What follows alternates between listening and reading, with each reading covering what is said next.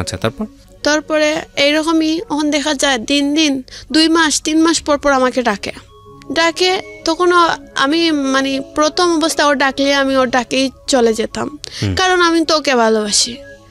তারপর এরকম করতে করতে এক পর্যায়ে দেখা গেল আমি আরেকজন ছেলেকে মানে মোটামুটি পছন্দ করে ফেললাম।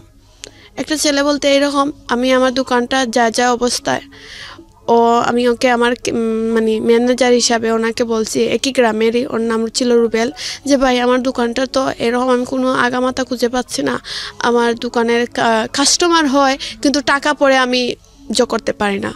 বললো তুমি এক কাজ করো, দোকানটা আমার নামে লিখে দাও, আর আমি তোমাকে টাকা তুমি বললো আমি তোমাকে 3 মাস পরে দিব, আর দোকানটা তুমি আমার নামে লিখে দাও, তুমি তো পারবা না এইসব দোকান চালাতে। ভাবলাম আসলে আমার পক্ষে এইসব সম্ভব হবে না। আমি বললাম তাহলে আমার দোকানে তো অন্তপক্ষে 50,000-এর মতন সব কিছু আছে, তো তুমি আমাকে কত দিবা? বললো লসেরও দরকার নাই, লাভেরও দরকার নাই, তুমি তো বিক্রি করে দিবা, তাহলে 30,000 টাকা দিয়ে দাও। ভাবলাম, আমি তখন বুঝছি 30,000 অনেক বেশি। আমি বলছি আচ্ছা ঠিক আছে ভাই, তাহলে কোন কাগজে সাইন করতে হবে? কাগজে সাইন করার পরে চাবি সব আমার কাছে নিয়ে নিল। 1 সপ্তাহ পরে ও সবার কাছে বলে টাকা দিয়ে দোকান আমার কাছ থেকে কিনে ফেলছে। পরে আমি বললাম তুমি তো ভাই আমাকে টাকা দাওনি। টাকা না দিলে তুমি কি আমার কাছ থেকে এমএ আমার এই দোকান আমার নামে লিখে দাও? আমি বললাম তুমি তো বললাম আমাকে পরে দিবা। পরে মানে সব কিছু মিলিয়ে দেখা গেল যে কাগজে প্রমাণ দিচ্ছে যে টাকা আমাকে দিয়ে দিছে, শুধু আমি মুখ দিয়ে বললে তো আর কেউ বিশ্বাস করবে না। পরে কি করলাম, আস্তে আস্তে এই দোকানের মায়াটা ছেড়ে দিলাম। এই দোকানের মায়া ছেড়ে দিয়ে ভাবলাম যে না, আমি এখন অন্য কোনো পার্লারে চাকরি করব। মানে একটা জিনিস বুঝতে পারছি যে আপনার আসলে আপনার সাথে দাঁড়ানোর মতো, আপনার পাশে দাঁড়ানোর মতো আপনার ফ্যামিলিতে কেউই ছিল না, না বাবা না মা, যাকে ভালোবেসেছেন সেও এটা বুঝেছে, এবং যে দোকান আপনার কাছ থেকে নিয়েছে সেও বুঝেছে আসলে আপনার যেহেতু আপনাকে সাপোর্ট করার মতো কেউ নাই, সুতরাং যেমনভাবে ইচ্ছা তেমনভাবে ব্যবহার করা যাবে, এটা হলো মানে চারপাশের মানুষের বোঝা ছিল। এগুলো একটু খেয়াল রাখতে হবে গল্পটা শোনার ক্ষেত্রে। জি, তো আপনি তারপরে কোন একটা বিউটি পার্লারে কাজ করা শুরু করলেন। লেখাপড়া তো ক্লাস 5-এ থাকতে স্টপ করে দিয়েছেন। স্টেপ বলতে যে যখন প্রথম যে আংটির পার্লারে ছিলাম, ওনার পার্লারে মাঝে মধ্যে যাইতাম আসতাম, এরকম করে করে মানে মোটামুটি এইটা উঠে ছেড়ে দিয়ে দিছি। আচ্ছা। তারপর আমি যাকে পছন্দ করি দুলু, ও বলে কাজ করো তুমি, সিলেট তোমাকে পার্লারে ঢুকিয়ে দিয়ে দিই। বিশ্বনাথ তো ছেলেরা তোমাকে সবাই মোটামুটি চিনে, তা আমি চাই না এই ছেলেরা তোমাকে আর চিনুক, তুমি যখন পার্লার ছেড়ে ফেলছো তাহলে তোমাকে সিলেট নিয়ে ঢুকিয়ে দিয়ে দিই পার্লারে। ভাবলাম ও যখন চায় তাহলে সিলেটই চলে যায়। আমি এই জীবনের প্রথম যে সিলেট শহরে নিজে একা একা থাকা, তো ওর উপর ভরসা করে আমি একটা পার্লারে সিলেটই আসছি। তো আমি কান্না করতেছি যে এই সিলেট আমি থাকতে পারবো না, এরকম আমি সিলেট একটা অবস্থা না। মানে ও আমাকে বুঝালো যে তুমি সিলেটই থাকো, তোমার ভালো হবে। তখন ও বললো আমি আর এখন থেকে তুমি আমার সাথে ডাইরেক্ট কথা বলে ফোনে কথা বলা লাগবে না, আমার পিছনে আর টাকাও খরচ করা লাগবে না, আমি ছোটো মোটো একটা কাপড়ের দোকানে চাকরি নিয়েছি, এখন থেকে আমি কল ডাইরেক্ট করে তোমার সাথে কথা বলবো। তারপর এরকম ও কল দিত, মানে 2 বছর পর থেকে ও আমার সাথে ডাইরেক্ট কল দিয়ে বা রেস্টুরেন্টে খাওয়া দাওয়া লাগলে ওই টাকাগুলো দিত, আমার তেমন বেশি খরচা লাগতো না। কে? দুলু। ওকে। আর 2 বছর পর্যন্ত আমার টাকাই খরচ হয়েছে। তারপর এইরকম করে আমি মনে করেন আর আছে তো ও আমাকে একটু সন্দেহ করতো, মনে করতো যে সিলেট ফোন আসে, বারবার ফোন আসতেছে, মনে হয় আমি অন্য কোনো ছেলেদের সাথে কথা বলি, আর ওর পরিজনে ঠিকই আমাকে টেক্কা নিত। তো আমি ওকে একদিন বললাম, এক সময় ওর জন্য আমি খুব পাগলের মতন ছিলাম, যে ওকে বললাম তুমি আমাকে বিয়ে করে নাও। ও বললো এখন না করবো, তোমাকে পরে। এরকম করে আমাকে আশা দিয়ে রাখে, আমিও খুব ভরসা করি হ্যাঁ তো করবে। এক সময় আমাকে বললো, এরকম কত দিন যাওয়ার পরে একদিন বললাম তুমি আমাকে বিয়ে করবা না? বললো করবো, তাহলে এক কাজ করো। আমাকে একটা শাড়ি দিয়েছিল, লাল শাড়ি। আমি বলছি বলছে তোমাকে কোর্ট ম্যারেজ করে ফেলবো, আর খাবিনটা তোমার কাছে থাকবে। তখন আমি খাবিন এইসব কি, অত কিছু বুঝি না। আমি ভাবছি আচ্ছা খাবিন আরটা এইসব আমি বুঝতেছি না, তুমি আমাকে বিয়ে করে নাও। বলতে ঠিক আছে, আমাকে একটা শাড়ি দিয়েছিল, মানে যেরকম মানুষ একজন বিয়ে করলে যা যা প্রয়োজন হয়, কিছু কসমেটিক দিয়েছিল, এরকম দিয়ে বললো আমি তোমাকে কোর্ট ম্যারেজ উকিলের মাধ্যমে করব। আমাকে শাড়িটারে দিয়ে স্বপ্ন দেখিয়ে পরে বলে কি আরো কিছুদিন পরে বিয়ে করি।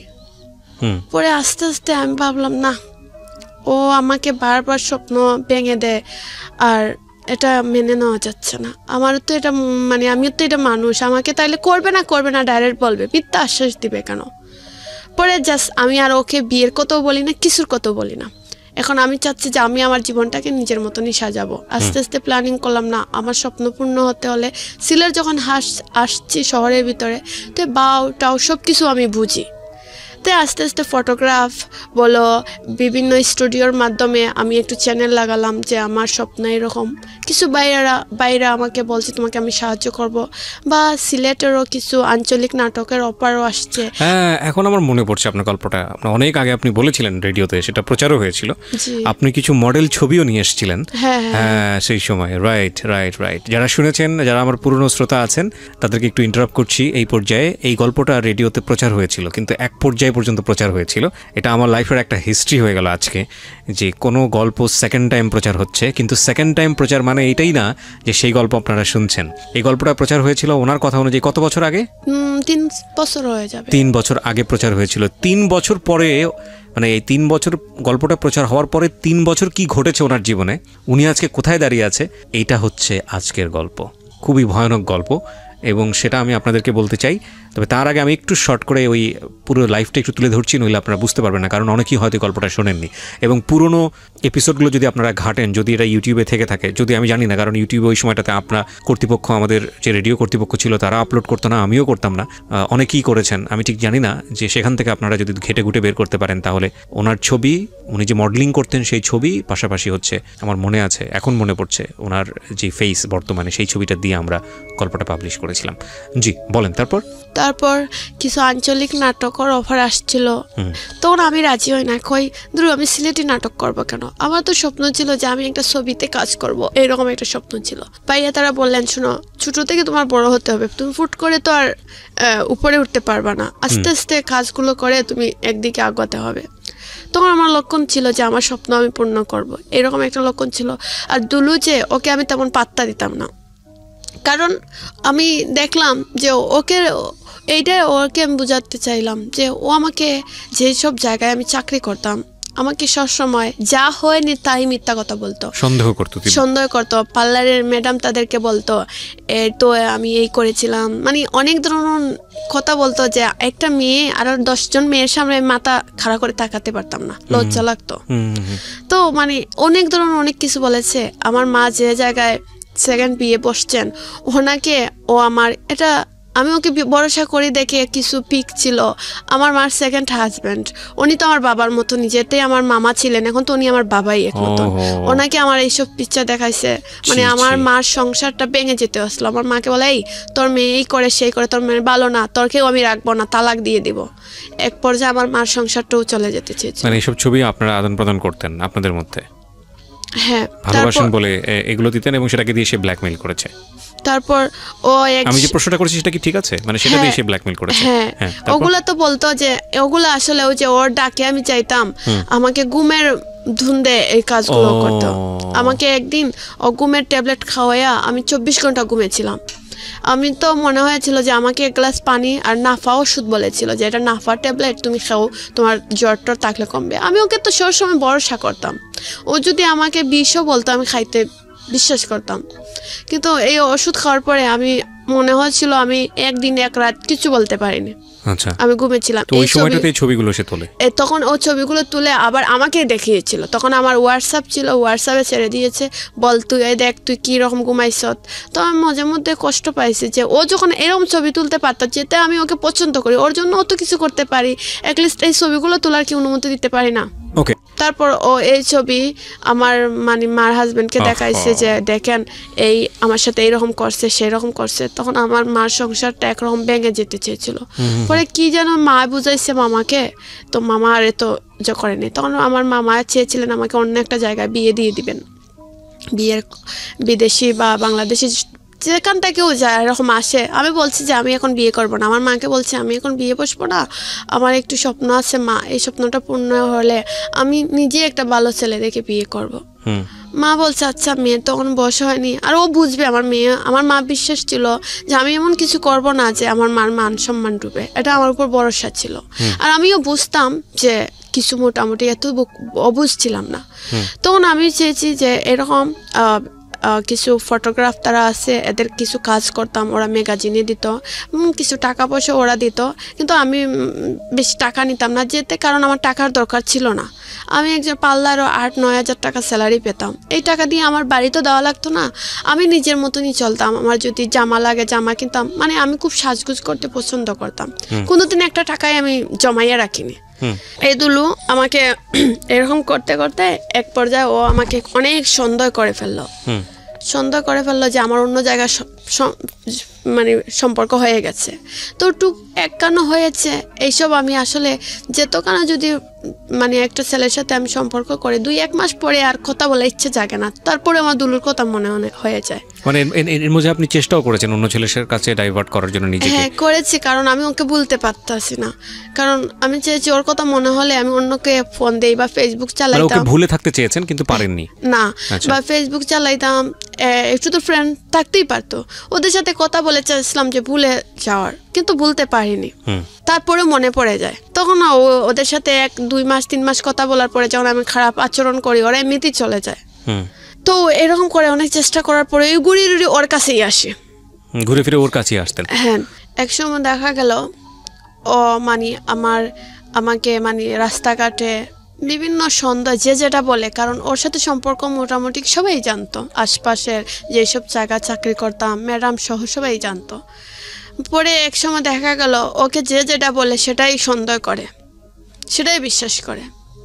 তারপর আমি এক সময় আমি ও পার্লারটা চেঞ্জ করে দিলাম, যে পার্লার ও দিয়েছিল সেই পার্লারটা চেঞ্জ করে অন্য পার্লারে চলে গেলাম আমি আমার মতন করে। ও একটা পার্লার দিয়েছিল আপনার জন্য? ও আমাকে একটা পার্লারে, বলছিলাম না যে সিলেট একটা শহরে একটা পার্লারে চাকরি তিনা ঢুকাই দিয়েছিল। চাকরি দিয়েছিল শুধু? হ্যাঁ ওকে। ও পরে এই ও চীনা জায়গা থেকে আমি ও চীনা জায়গা চলে গেছিলাম, আমি যাতে ডিস্টার্ব না করতে পারে। হ্যাঁ, সিম টিম সব চেঞ্জ করে ফেলছি, কেউ নুসুরত 6 মাস গেছে, তারপর আবার খুঁজে বের করছে আমাকে। ওই খুঁজে বের করেছে? ও আমি একদিন রাস্তার দিকে যাচ্ছি, এখন ভাবতাছি একটা ছেলে, আমি তো আবার ম্যাডামের বাসায় থাকি, যতটা জায়গা চাকরি করছি মালিকের টাকা খাওয়া এবং কি মালিকের যে ম্যাডামের পরিবারের সঙ্গেই টাকা, এরকম। এখন পর্যন্ত যতটুকু বুঝেছি গল্প, তাতে আমার মানে এটা সবাই বুঝবে বা সবাই বলবে, সেটা হলো যে আপনারা দুজনই দুজনকে খুব ভালো চাইতেন, কিন্তু দুজনই আবার দুজনের কাছ থেকে দূরে থাকতে চাইতেন, দুজনই আবার দুজনের কাছে চলে আসতেন। এক ধরনের ক্রেজি লাভ ছিল, মানে ছোট বয়সে যেটা হয়, ঝগড়াঝাটি হলে দূরে সরে যেতে চাইতেন, ওকে ভুলে থাকতে চাইতেন কিন্তু ভুলতে পারতেন না। এটা দুই পক্ষ থেকেই হতো, মানে আপনিও ওকে খুঁজে বের করতেন, এও আপনাকে খুঁজে বের করতো। তারপর ও আমাকে একদিন আমি মানে যার ম্যাডামের বাসায় থাকতাম, ওনার হিসাবে ছিল যে আমি সব মেয়েদের আগে গিয়ে পার্লার খোলা লাগবে, কারণ ওরা আসবে 10টার সময়, আমি 8:30টার সময় গিয়ে পার্লার খুলতে হবে। এরকম মানে এই সুবিধার জন্য কিছু ম্যাডামরা মেয়েদেরকে বাসায় থাকা খাওয়া সহ দায়িত্ব নেয়। আচ্ছা। তো আমি তো এরকমই সবসময় করতেছি। তো একদিন আমি পার্লারের সামনে গিয়েছি, দেখতেছি ও যে দুলুটা এক দোকান থেকে বাইরে আসতেছে, আমি দেখে ভয় পেয়ে গেছি। আমি কিন্তু তখনকার বলেন আমি হাঁটা জিনিসটা অনেক ভালো পছন্দ করতাম, এই গান শুনে শুনে হাঁটতাম, আমার ভালো লাগতো। তো আমি সবসময় হাঁটাচড়া করতাম, আমি বই পেয়ে গেছি ওকে দেখে। আমি তখন আমি কি করছি, আমার কাছে 2টা ফোন ছিল, কারণ আমি একটা ফোন ছিল, 2টা ফোনের 2টা সিম ঢুকানো ছিল। ওকে দেখে আমি একটা ফোন কিভাবে লুকাবো আমি নিজে বুঝতে পারিনি। না সরি, এক ফোনের মাঝে 2 সিম ছিল। আচ্ছা আচ্ছা। তখন আমি চেয়েছি যে যদি ও তো আমার দিকে তাকাচ্ছে আর হাঁটতেছে, কারণ ও তো বুঝতেছে আমি মোবাইল হয়তো একটা লুকাবো, ও মানে আমার ব্যাগ নিয়ে টানাটানি করতেছে। কিন্তু আমি বলতেছি যে রাস্তাঘাটে মানুষজন দেখতেছে তুমি পার্লারের ভিতরে আসো, আচ্ছা তোমাকে ফোন দিচ্ছে। ও আমি গেট খোলার আগে ও নিজেই আগে ঢুকে ফেলছে পার্লারের ভিতরে, মানে এতদিন ধরে খুঁজতেছিল আপনাকে, খুঁজে পেয়েছে। ও মোবাইল নিবে, আমার কাছে টানাটানি করতেছে যে মোবাইল দে, আমি মোবাইলের মধ্যে দেখবো তোর 2টা সিম নি। আমি বলছি না একটা সিম, বলছে না 2টা সিম আছে। পরে আমি কি করলাম, আমি বললাম যে তুমি এখানে দাঁড়াও, আমি তোমাকে সিম দিচ্ছি বের করে, তোমাকে দেখাচ্ছি। তা ও মনে হয় ভরসা করে দাঁড়াইছে। দাঁড়ানোর পরে একটা সিম ছিল আমার মানে ব্যাটারির উপরে, এই সিমটা আগলোস মানে খাবার খোলার সঙ্গে সঙ্গে সিমটা আমার পায়ের উপরে পড়ে গেছে, ও খেয়াল করেনি ততটা। তখন ওই খাবার খুলছে, ও ফোন টান মারি নিয়ে নিছে, আর সিমটা নিচে পড়ছে, ও অত খেয়াল করেনি। তখন এই সিমটা পড়ছে নিচে, আমি আবার পায়ের জুতার তলায় এই সিমটাকে জাতা মারি ধরছি যাতে ও দেখতে পারে না। তখন আমি বললাম দেখছো আমি যে একটা সিম চালাই, তুমি বিশ্বাস করো না? হয় যা, এতদিনে একটা বিশ্বাসের কাজ করলে, নাহলে তো 2টা 3টা ফোন চালাইতেই থাকস। পরে এই যে এই সিমটা ও মানে এই মোবাইল নিয়ে কি লাড়ালাড়ি করতেছে, আর এই সিমটা আমি ডাইরেক্ট নিয়েছিলাম না, একটা যে দোকানের বাইরে ছিল, এই ফুলকলি ছিল, ফুলকলির দোকানের বাইরে বলছি ভাই এই সিমটা আপনি রাখেন, জানুন আমি পরে আসা নিচ্ছি। কারণ হচ্ছে পরে এই দিক নিচে একটা ছেলে বসে তৈছে, ও আবার দেখে ফেলছে, ফোন দিয়ে বলছে ভাই এইখানে এসে কি রাখতে যাইতেছে বুঝতে পারতেছি না। ও জলদি নিচ্ছে। দু তিনটে সিম চালালে সমস্যাটা কোথায়? ও মনে করে যে আসলে ওর জন্য আমি 2টা সিম চালাই, কারণ ও 1 মিনিট ওয়েটিং দেখতে পারবে না। ওয়েটিং যদি দেখে এমন গালাগালি বসাবসি মানে অবস্থা, মানে বাপ মা কেউ মানে দুনিয়ায় থাকতে পারবে না, সবাইকে এমন ধরনের গালাগালি করবে। আমি এই বইতে 2টা সিম চালাই, যদি আমার এটা বান্ধবীও থাকতে পারে, আমার এটা বন্ধুও থাকতে পারে, আমি কথা বলতে পারি না। পরে আমি ও আসা নিছিলাম চলে, আমি এই দোকানদারকে জিজ্ঞাসা করছে ভাই ও কি আপনার কাছে কিছু দিছে? উনি বললেন না তো, উনি আমার কাছে আইসক্রিম নিতে আসছেন। মানে ও কথাটা উনি অন্যরকম বুঝিয়ে দিয়েছে। তাহলে ও সিম আর মোবাইল নিয়ে চলে গেল। পরে এইরকম প্রায় করে মোবাইল নিয়ে নে, আবার আমি গিয়া বিছনাটাকে আনা লাগে প্রায় সময়। ইমুতে ও তোমার ইমু না, তখন তো হোয়াটসঅ্যাপ ছিল, ভাইবার ছিল, এগুলোর মধ্যে ওর আর আমার প্রোফাইল পিক দিয়ে রাখবে, এমন প্রোফাইল পিক দিয়ে রাখবে মানে মানুষজন এমনিতে খারাপ বুঝবে। তো এইসব করে অনেক ঝামেলা করে। তো আমি আস্তে আস্তে বোঝা গেল যে আমি আমার বাড়িতে গিয়েছিলাম, গিয়ে একটা দূর সম্পর্কে মামাও লাগে বা দূর সম্পর্কে মামা, তো ওনার সাথে একটু কথা বলার চেষ্টা করলাম যে এরকম আমি এখন কি করব মামা, আমি তো এটা বড় সমস্যার মধ্যে পড়ে গেছি। ওনার সাথে সব শেয়ার করলাম যে আমাকে ও এরকম করে সেরকম করে, ওর কথা অনুযায়ী যদি আমি আজকে বলবে এই তুই আজকে আস আমার কাছে, আমি দেখা করব, আমি যদি যাই না তাহলে আমার সাথে অনেক খারাপ আচরণ করে, তো আমার বাধ্যতামূলক যাইতেই হয়। আমি কি করব? উনি বললেন এক কাজ কর, এই ছেলের নম্বর ডিলিট করে ফোন ডিলিট করে তুই পার্লারে যাস না, বাড়িতেই থেকে যা। আচ্ছা, এখান থেকে আমার অভ্যাস হয়ে গেছে পার্লার থেকে, আমি তো আর বাড়িতে থাকতে পারতেছি না। এখন আমি বলতেছি না মামা আমার তো একটা মাসে একটা খরচ লাগে। তারপরে আমি উন্মুক্তত ভর্তি হয়েছি, তেমন আবার তোমার কোচিংও করি, এগুলার টাকাও দিতে হয়, সব কিছু মিলে আমার খরচ আছে, আমি ওনাকে বললাম। তারপরে যে আমার ম্যাগাজিনের জন্য প্রায় সময় অনেক কিছু জায়গায় যেতে হয় কাজ করার জন্য, ওনাকে বুঝিয়ে বললাম যে মামাতে এক কাজ করে আমি আরেকটা পার্লার চেঞ্জ করে আর সিম চালাবো না, এটা বন্ধ করে দিই। উনি বললেন দেখো কি করো। তারপর ও আমাকে এইখানে কিন্তু অনেক বুঝতে পারতেছেন, অনেক ঝামেলা হয়েছে, মানে মারামারি ওসাওসি, কারণ ও মানে ওর কাছে আমি যাই একটু শান্তি ফিল করার জন্য, কারণ আমি ওরে এতটুকু জানি না, আমার মনে হয় যে মানুষ যখন কষ্ট পায় দুঃখ পায় মার কাছে গেলে যেরকম একটা মানুষ শান্তি ফিল করে, আমি ওরকম মনে করতাম ওর কাছে গেলে। কিন্তু ও কি করে আমাকে মারামারি দরাদরি করে, শুধু আমার এসব ভাল লাগে না। ওর কাছে যাই যদি আমি একটু শান্তি অনুভব করার জন্য, ও যদি আমাকে মারে ধরে সন্দেহ করে তাহলে কি আর হয়? তখন আমি আস্তে আস্তে ওকে ভুলে যাওয়ার চেষ্টা করি, আর ওকে আমি ফোনও দিতে চাই না, কিছু করতে চাই না। এরকম অবস্থায় ও আমাকে ফোন দিতে চাইলে আমি তেমন পাত্তা দিই না, আমি ব্যস্ত দেখাই, খুব বিজি আছি রাখো বা এরকম কিছু দেখাই। তো একদিন বৈশাখীর দিন আমি পার্লারতেই সাজগুজ করে আমি একটু শিশু পার্কে গিয়েছিলাম। আমি কিন্তু আবার পার্কও যেতে খুব পছন্দ করতাম, কিন্তু যে পার্কে ও আমাকে শিখাইছে সেই পার্কেই যেতাম। ও আমাকে সবসময় শিশু পার্কেই নিয়ে যেত। তো তখন তো ওর সাথে ঝগড়া ছিল, আমি চেয়েছি যে আমি নিজেই সাজগুজ করে শিশু পার্কে যাই, মানে ও আসবে বলে না, আমি আমার নিজের মতো চেয়েছি একা একা ঘুরবো। তখন ওর সাথে আমার বেশি কথা হতো না। ও দেখতাম আমি যেসব মেয়েদের সাথে কথাবার্তা বলতাম ওদের সাথে ও সম্পর্ক করতো, কথা বলতো।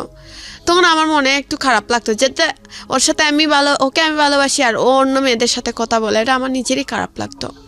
তখন আমি নিজে ওকে ভুলে যেতে চাচ্ছিও, কারণ আমি ওটা দেখতেছি ও আমার স্বপ্ন পূর্ণ হতে দিবে না, বলছে এইসব কাজ করতে পারবা না, বলছে তুমি এইসব কাজ করলে তুমি জানো পরিচালনা এই করে সেই করে সেই করে, মানে ফটোগ্রাফার হতে পারবা না, অভিনয় করতে পারবা না, বলছে ফটোগ্রাফার তো না, সরি মানে মডেলিং করতে পারবা না, এবং হচ্ছে আমি যে আমার স্বপ্ন অভিনয় করবো এটাও পারবো না। ও বলছে যে এইসব করলে ছেলেরা এই করে সেই করে, তুমি কি এটা পারবা করতে? আমি কই আমার স্বপ্ন পূরণের জন্য আমি সব পারবো।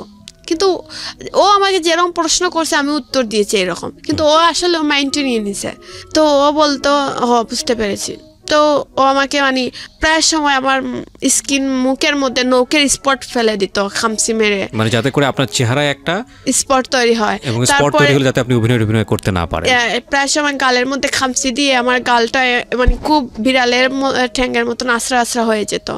তো আমি এইসব ভাবনা হয়তো ও মানে ডং ডাং, আমি আসলে এরও সিরিয়াস ভাবে ভাবিনি যে ও আসলে কি চাচ্ছে, এটা আমি বুঝতেই পারিনি। ও আমাকে বললো যে সুমি এক কাজ করো তুমি। আমি বললাম হ্যাঁ বলো। বলে যে তুমি আমার কথা মতো চলবা। আমি বললাম তোমার কথা মতো তো চলতে চলতে চলতে চলতে আজ বয়স আমার হয়ে যাচ্ছে 15 গিয়ে 16, আর কি শুনবো।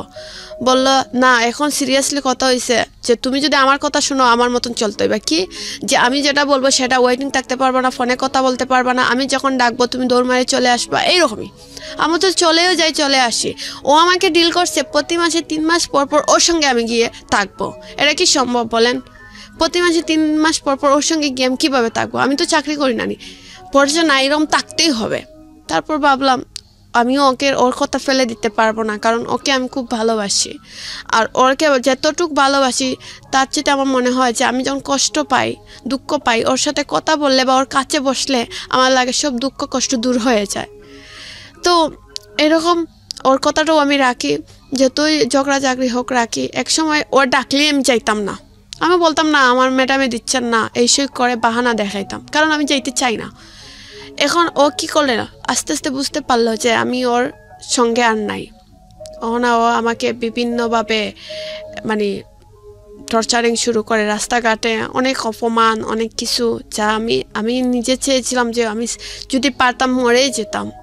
সব জায়গা যত পরিচিত অপরিচিত মানুষ আছে সবাইকে আমার সম্পর্কে বাজে বাজে কথা বলে, আমি এই ছিলাম, আমি সেই ছিলাম, আমি খারাপ ছিলাম, আমি ভালো মেয়ে না, আমি আর 10টা ছেলেদের সাথে এই করি সেই করি, অনেক কিছু।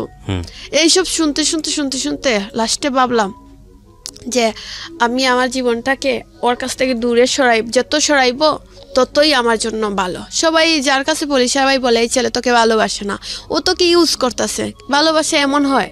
তো আমি সবাই বুঝাইলেও আমি সবার কথা ফেলে দিয়ে ওর কাছে চলে যেতাম, ওর কথাতেই চলে যেতাম। মানে আমার মনে হতো ওই আমাকে ভালোবাসেন, হয়তো একটু শাসন করে, এইটাই। এই কথাগুলো খেয়াল রাখবেন প্রিয় শ্রোতা, এবং এটা যে কত এক্সট্রিম লেভেলে প্র্যাকটিস করেছে সেটাই হচ্ছে আজকের গল্পটা।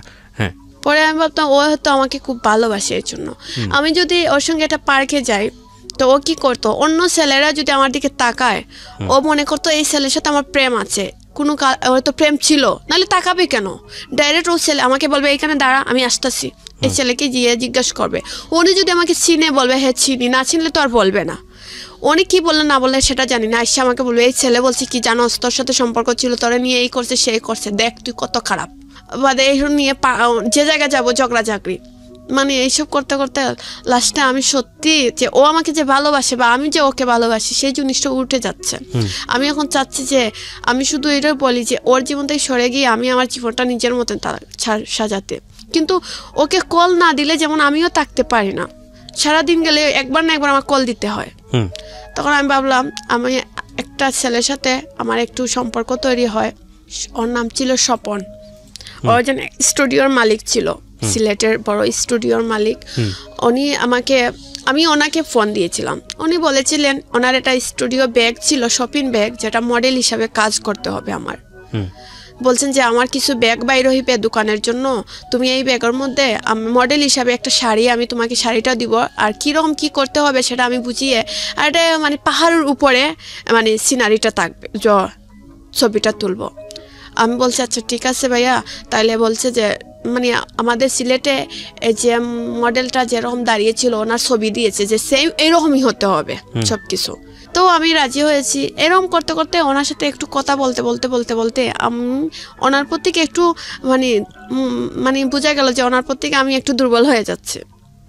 মানে উনি প্রায় সময় কল দিতেন রাতকে, যে তুমি কি করো, কেমন আসছো, খাওয়া দাওয়া করছো, এইরকমই। তো আমি এইসব কথা মানে কথা বলতে বলতে যেরকম মানুষের এটা অবস্থা হয়ে যায়। তো ওর যে স্বপন নামে যে ছেলেটা, ওর সাথে কথা বলতে বলতে মনে তখন বোঝা গেল যে দুলু কল দিলে আর আমার ওর সাথে কথা বলতে ভালো লাগতো না। আচ্ছা, তখন আপনি বেসিক্যালি স্বপনের প্রতি একটা ইমোশন তৈরি হচ্ছে। হ্যাঁ, তো ওই স্বপনের দোকানে আমি যাওয়া আসা করতাম ডিউটির পরে। আমি সকালে যখন ডিউটিতে যাইতাম, ওর দোকানটা কিন্তু ফেলে রেখে, মানে ওর দোকানটা রাস্তার মধ্যে ক্রস করে যেতে হয়, আসতেও ওর দোকানটা ক্রস করে আসতে হয়, যাওয়া আসা ও দোকানের নিচ দিয়ে যেতাম আমি। তো যে বেশিরভাগ যখন আসার টাইমে ওর দোকানে উঠে একটু কফি বা চাটা খেয়ে আসতাম। ওর দোকানে কাস্টমার অনেক থাকলে তো ছিল, না হলে গল্প করে চলে আসতাম, এরকমই। তো একদিন ও আমাকে অফার দিয়েছে, ও আমাকে খুব ভালোবাসে। তা আমি তো খুশি, কারণ ছেলে যে আমাকে ভালোবাসে। আমি ভাবছি মাঝে মধ্যে যে আমি যাকে পছন্দ করি, আমি তো বেশিরভাগ ছেলেদেরকে অফার করি, আমি পছন্দ করি। এখন থেকে এই ছেলে আমাকে ডাইরেক্ট অফার করলো, আমাকে পছন্দ করে, তাহলে তো খুব ভালো কথা। তো ছেলেটা শ্যামলা ছিল, কিন্তু ছেলে যে একটু প্রবলেম পায়ে ছিল সেটা কিন্তু আমি জানতাম না, কারণ ওকে সবসময় আমি বসাতে গিয়ে দেখতাম, ও বসতো, কেসে বসা ছিল। ওর পায়ে যদি প্রবলেম থাকে সেটা আমি কিভাবে বুঝবো? তো আমার সঙ্গে হাঁটতেছে না, ওর একটা পাও খাটো ছিল, একটা পাও লম্বা ছিল, এটা আমি জানি না। যাই হোক, ওকে আমি যতদিনও যাই ওকে মানে কেসে বসে টাকা দেখি, ওইভাবে কথাবার্তা বলতাম, চলে আসতাম। ওর প্রতি আমার অনেক টান হয়ে গেল। আমি ওকে ফোন দিতাম, প্রায় সময় রাত ওকে ওয়েটিং দেখি। বললাম, তুমি এত ওয়েটিং কিসের জন্য? বলে, না, কাস্টমাররা রাতকে ফোন দেয়। আমি বলছি, রাত 12টার পর কাস্টমাররা ফোন দেয়? বলে, হ্যাঁ, দিতেই তো পারে, দরকার থাকতে পারে না। আমি বললাম, একদিন 2 দিনের জন্য প্রতিদিন রাত 12টা থেকে 3টা-4টা পর্যন্ত, মানে তখন ও আমাকে বলে, না, আমরা বন্ধুরা 4-5 জন কনফারেন্স ঢুকে গল্প করি। আমিও বিশ্বাস করছি হতে পারে। এরকম করে করে ওর সাথে হয়তো 1 বছরের মতন হয়ে গেল, কিন্তু ও যে ইন্দু এটা আমি জানতাম না, ওর যে পাওয়ার সমস্যা সেটাও আমি জানতাম না, কারণ ওকে নিয়ে কোনোদিন আমি কোথাও ঘুরতেও যাইনি, জাস্ট খালি এই দোকানেই দেখা হতো। তারপরে এরকম করে সম্পর্কটা একটু জড়িয়ে থাকলো। পরে এই যে দুলুকে আমি পাত্তা দিতাম না, এই যে ও আমাকে ফোন দিত, আমি বেশি গুরুত্ব দিতাম না, ফোনে সময় দিতাম না, কথা বলতে চাইতো, আমি সময় দিতাম না। এরকম করে একদিন আমাকে এই দিন দুলু, আমি যে পাল্লায় চাকরি করি, আমাকে বললো, তুমি কোথায় চাকরি করো? আমি বললাম, কেন? শাহজালাল ওকে বলিনি। বলছি, কেন? বললো, না, তোমার জন্য কিছু আমাদের বাগান থেকে আম, লেসু আর বুবি এগুলা নিয়ে আসছিলাম, তুমি যদি খাও তাহলে দিব। আমি বললাম, তো এক কাজ করো, তুমি এই যে ব্রিজ আছে যে তোমার সিলেটের একটা তোমার সুরমা নদী ব্রিজ আছে, এই ব্রিজে এইখানে তুমি থাকো, আমি তোমাকে 3 ব্রিজের নিচ থেকে এসে নিব না। বললো, তো ঠিক আছে। ও আমাকে এখানে ব্যাগ দিয়ে হয়তো আমাকে ফলো করছে আমি কোথায় যাচ্ছি। পরে সন্ধ্যাবেলা আমাকে কি করলো, আমি শাহজালালের মাজারের পাশ থেকে হাইটটা যাচ্ছি, যাওয়ার পরে আমি দেখলাম একটা সিএনজি, আমার অনেক সিএনজি তো যাচ্ছে, রাস্তাঘাটে তো সিএনজির অভাব নেই, যাচ্ছে আসতেছে। একটা সিএনজির দিকে আমারও চোখ পড়লো, এই সিএনজির দিকে যাচ্ছে। আমি দেখলাম একটা ছেলে স্প্রের মতন একটা বোতল বাইর করলো, কিন্তু পরে আমি বোতল যে বাইর করছি সেটা দেখছি, কিন্তু হঠাৎ বোঝা গেল যে বৃষ্টির মতন পানি পড়তেছে আমার শরীরে। আমি আমার শরীরের দিকে তাকালাম, বোঝা গেল ছিদ্র ছিদ্র। এটা আমি বুঝতে পারিনি যে এটা কি। তো মানুষজন আমাকে টান মারে নিয়ে গেল, আমি চিক মেরে উঠছি, আমার হাতে একটু মানে এই পানির ফুটা পড়ছে, আমার হাতটা দেখছি মানে একটু কীরকম যেন কীরকম হয়ে যাচ্ছে, কালোর মতন।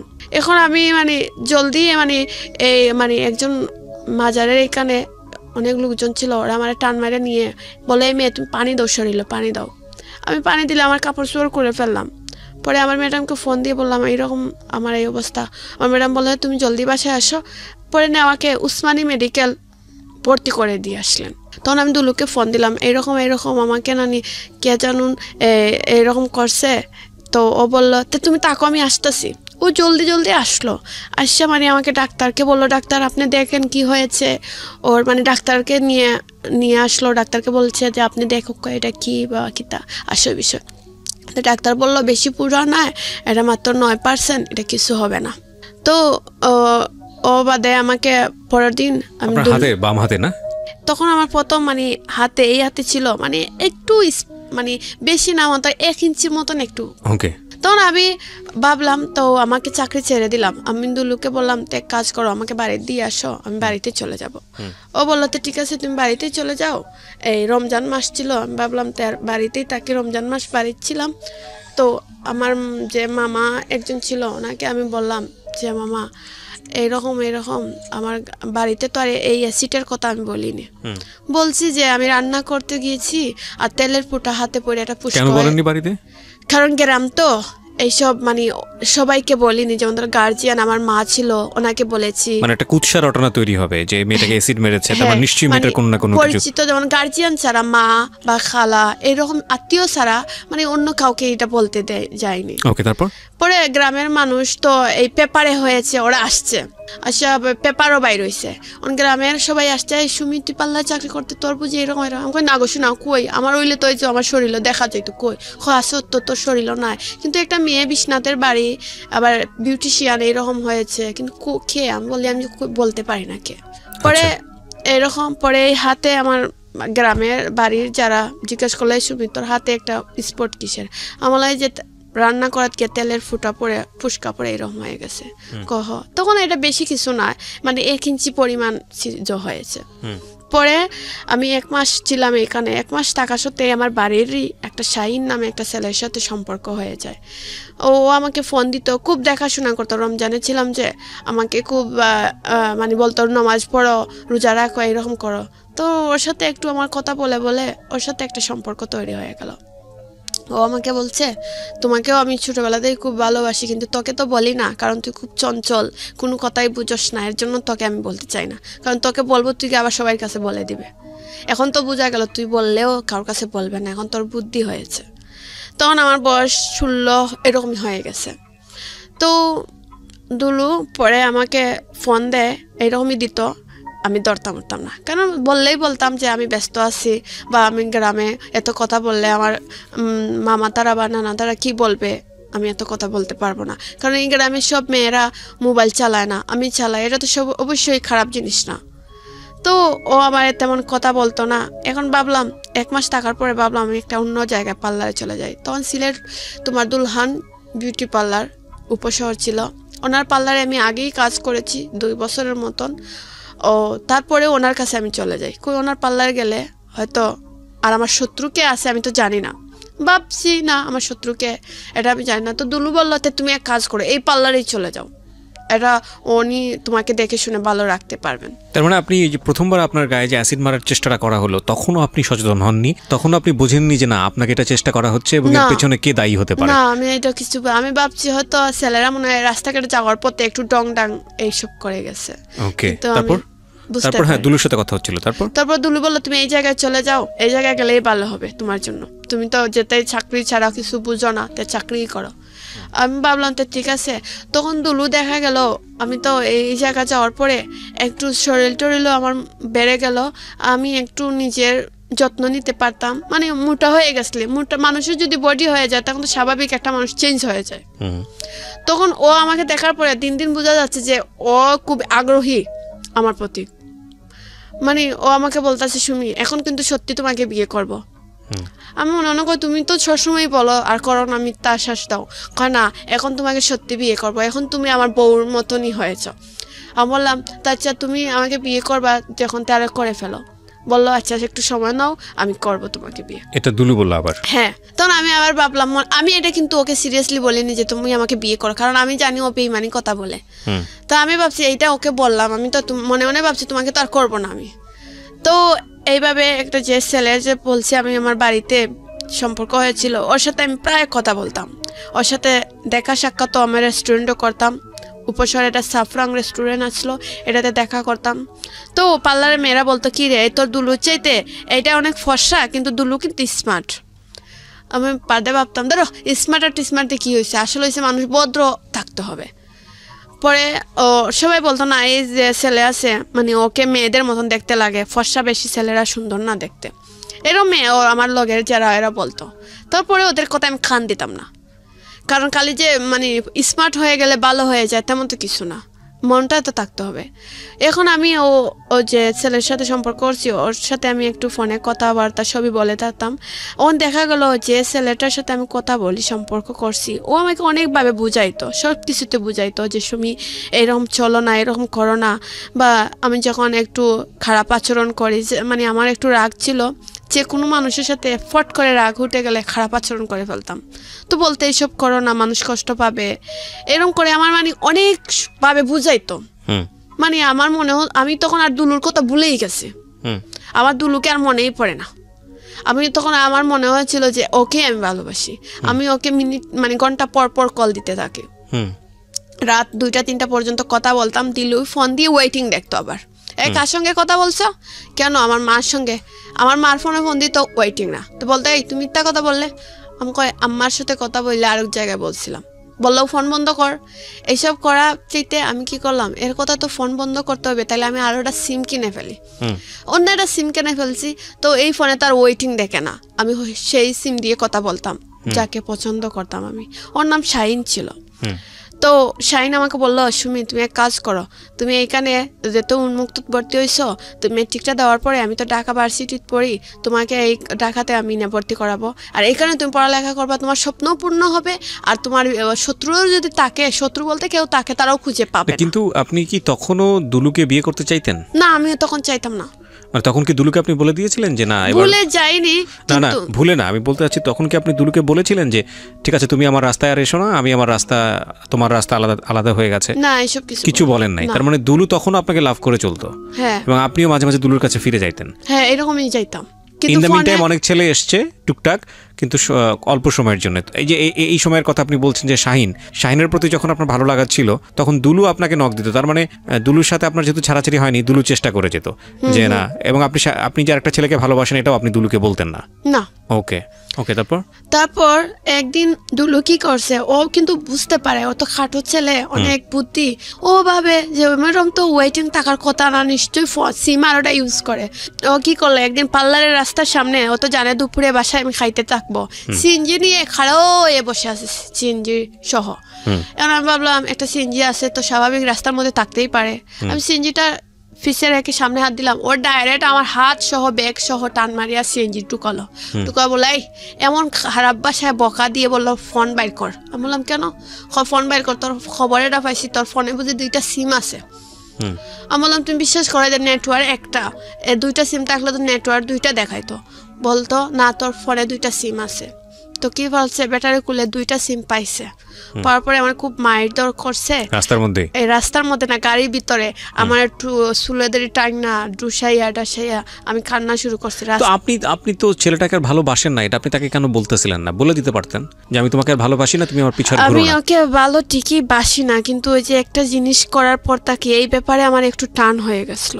ও মানে আপনি বলতে চাচ্ছেন যে বিবাহ বহির্ভূত একটা অনৈতিক সম্পর্ক আপনাদের ছিল ওর সাথে, যে কারণে ওর প্রতি আপনার একটা মায়া জন্মে গিয়েছিল। হ্যাঁ, কিন্তু ওকে আমি স্বামী হিসাবে চাইনি কখনো।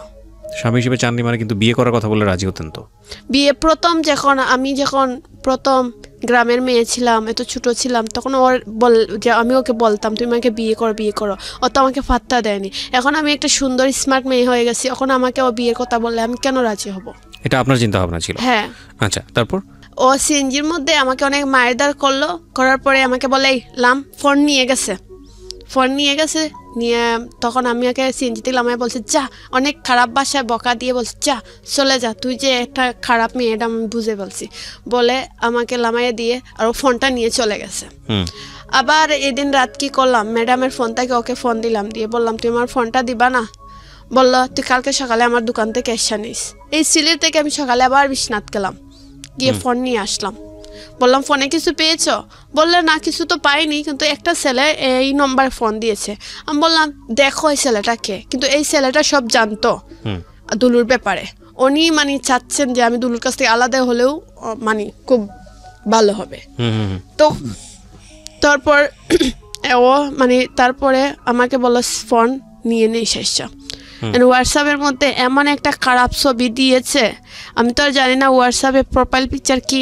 আমার ফ্রেন্ডরা ফোন দিয়ে বলে এই একটা ছেলেরে কি তোর গালের মধ্যে কিস করে আছে, এই ছেলেটাকে পিচ্ছি লাগে।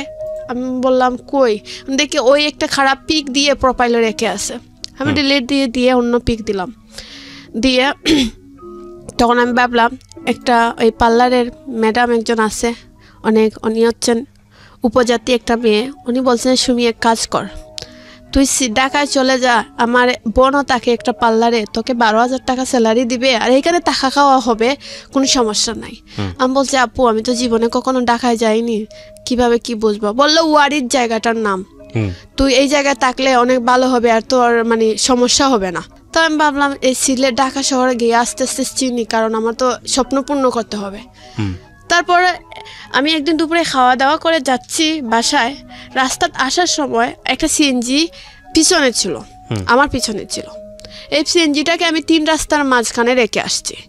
আমাকে দেখে আমি সিএনজি ভাই তাকিয়েছি। এই যে আগের ঘটনার পরে আমি সিএনজি দেখলে ভয় পাইতাম, সিএনজি যদি দেখে আমার পাশে দিয়ে যায় আমি কেউ বাসার গেটের ভিতরে ঢুকে যেতাম। তো এই সিএনজিটা যে খাড়া, আমি বারবার তাকাচ্ছি এই সিএনজিটা রাস্তার মাঝখানে খাড়িয়ে আছে কি রকম।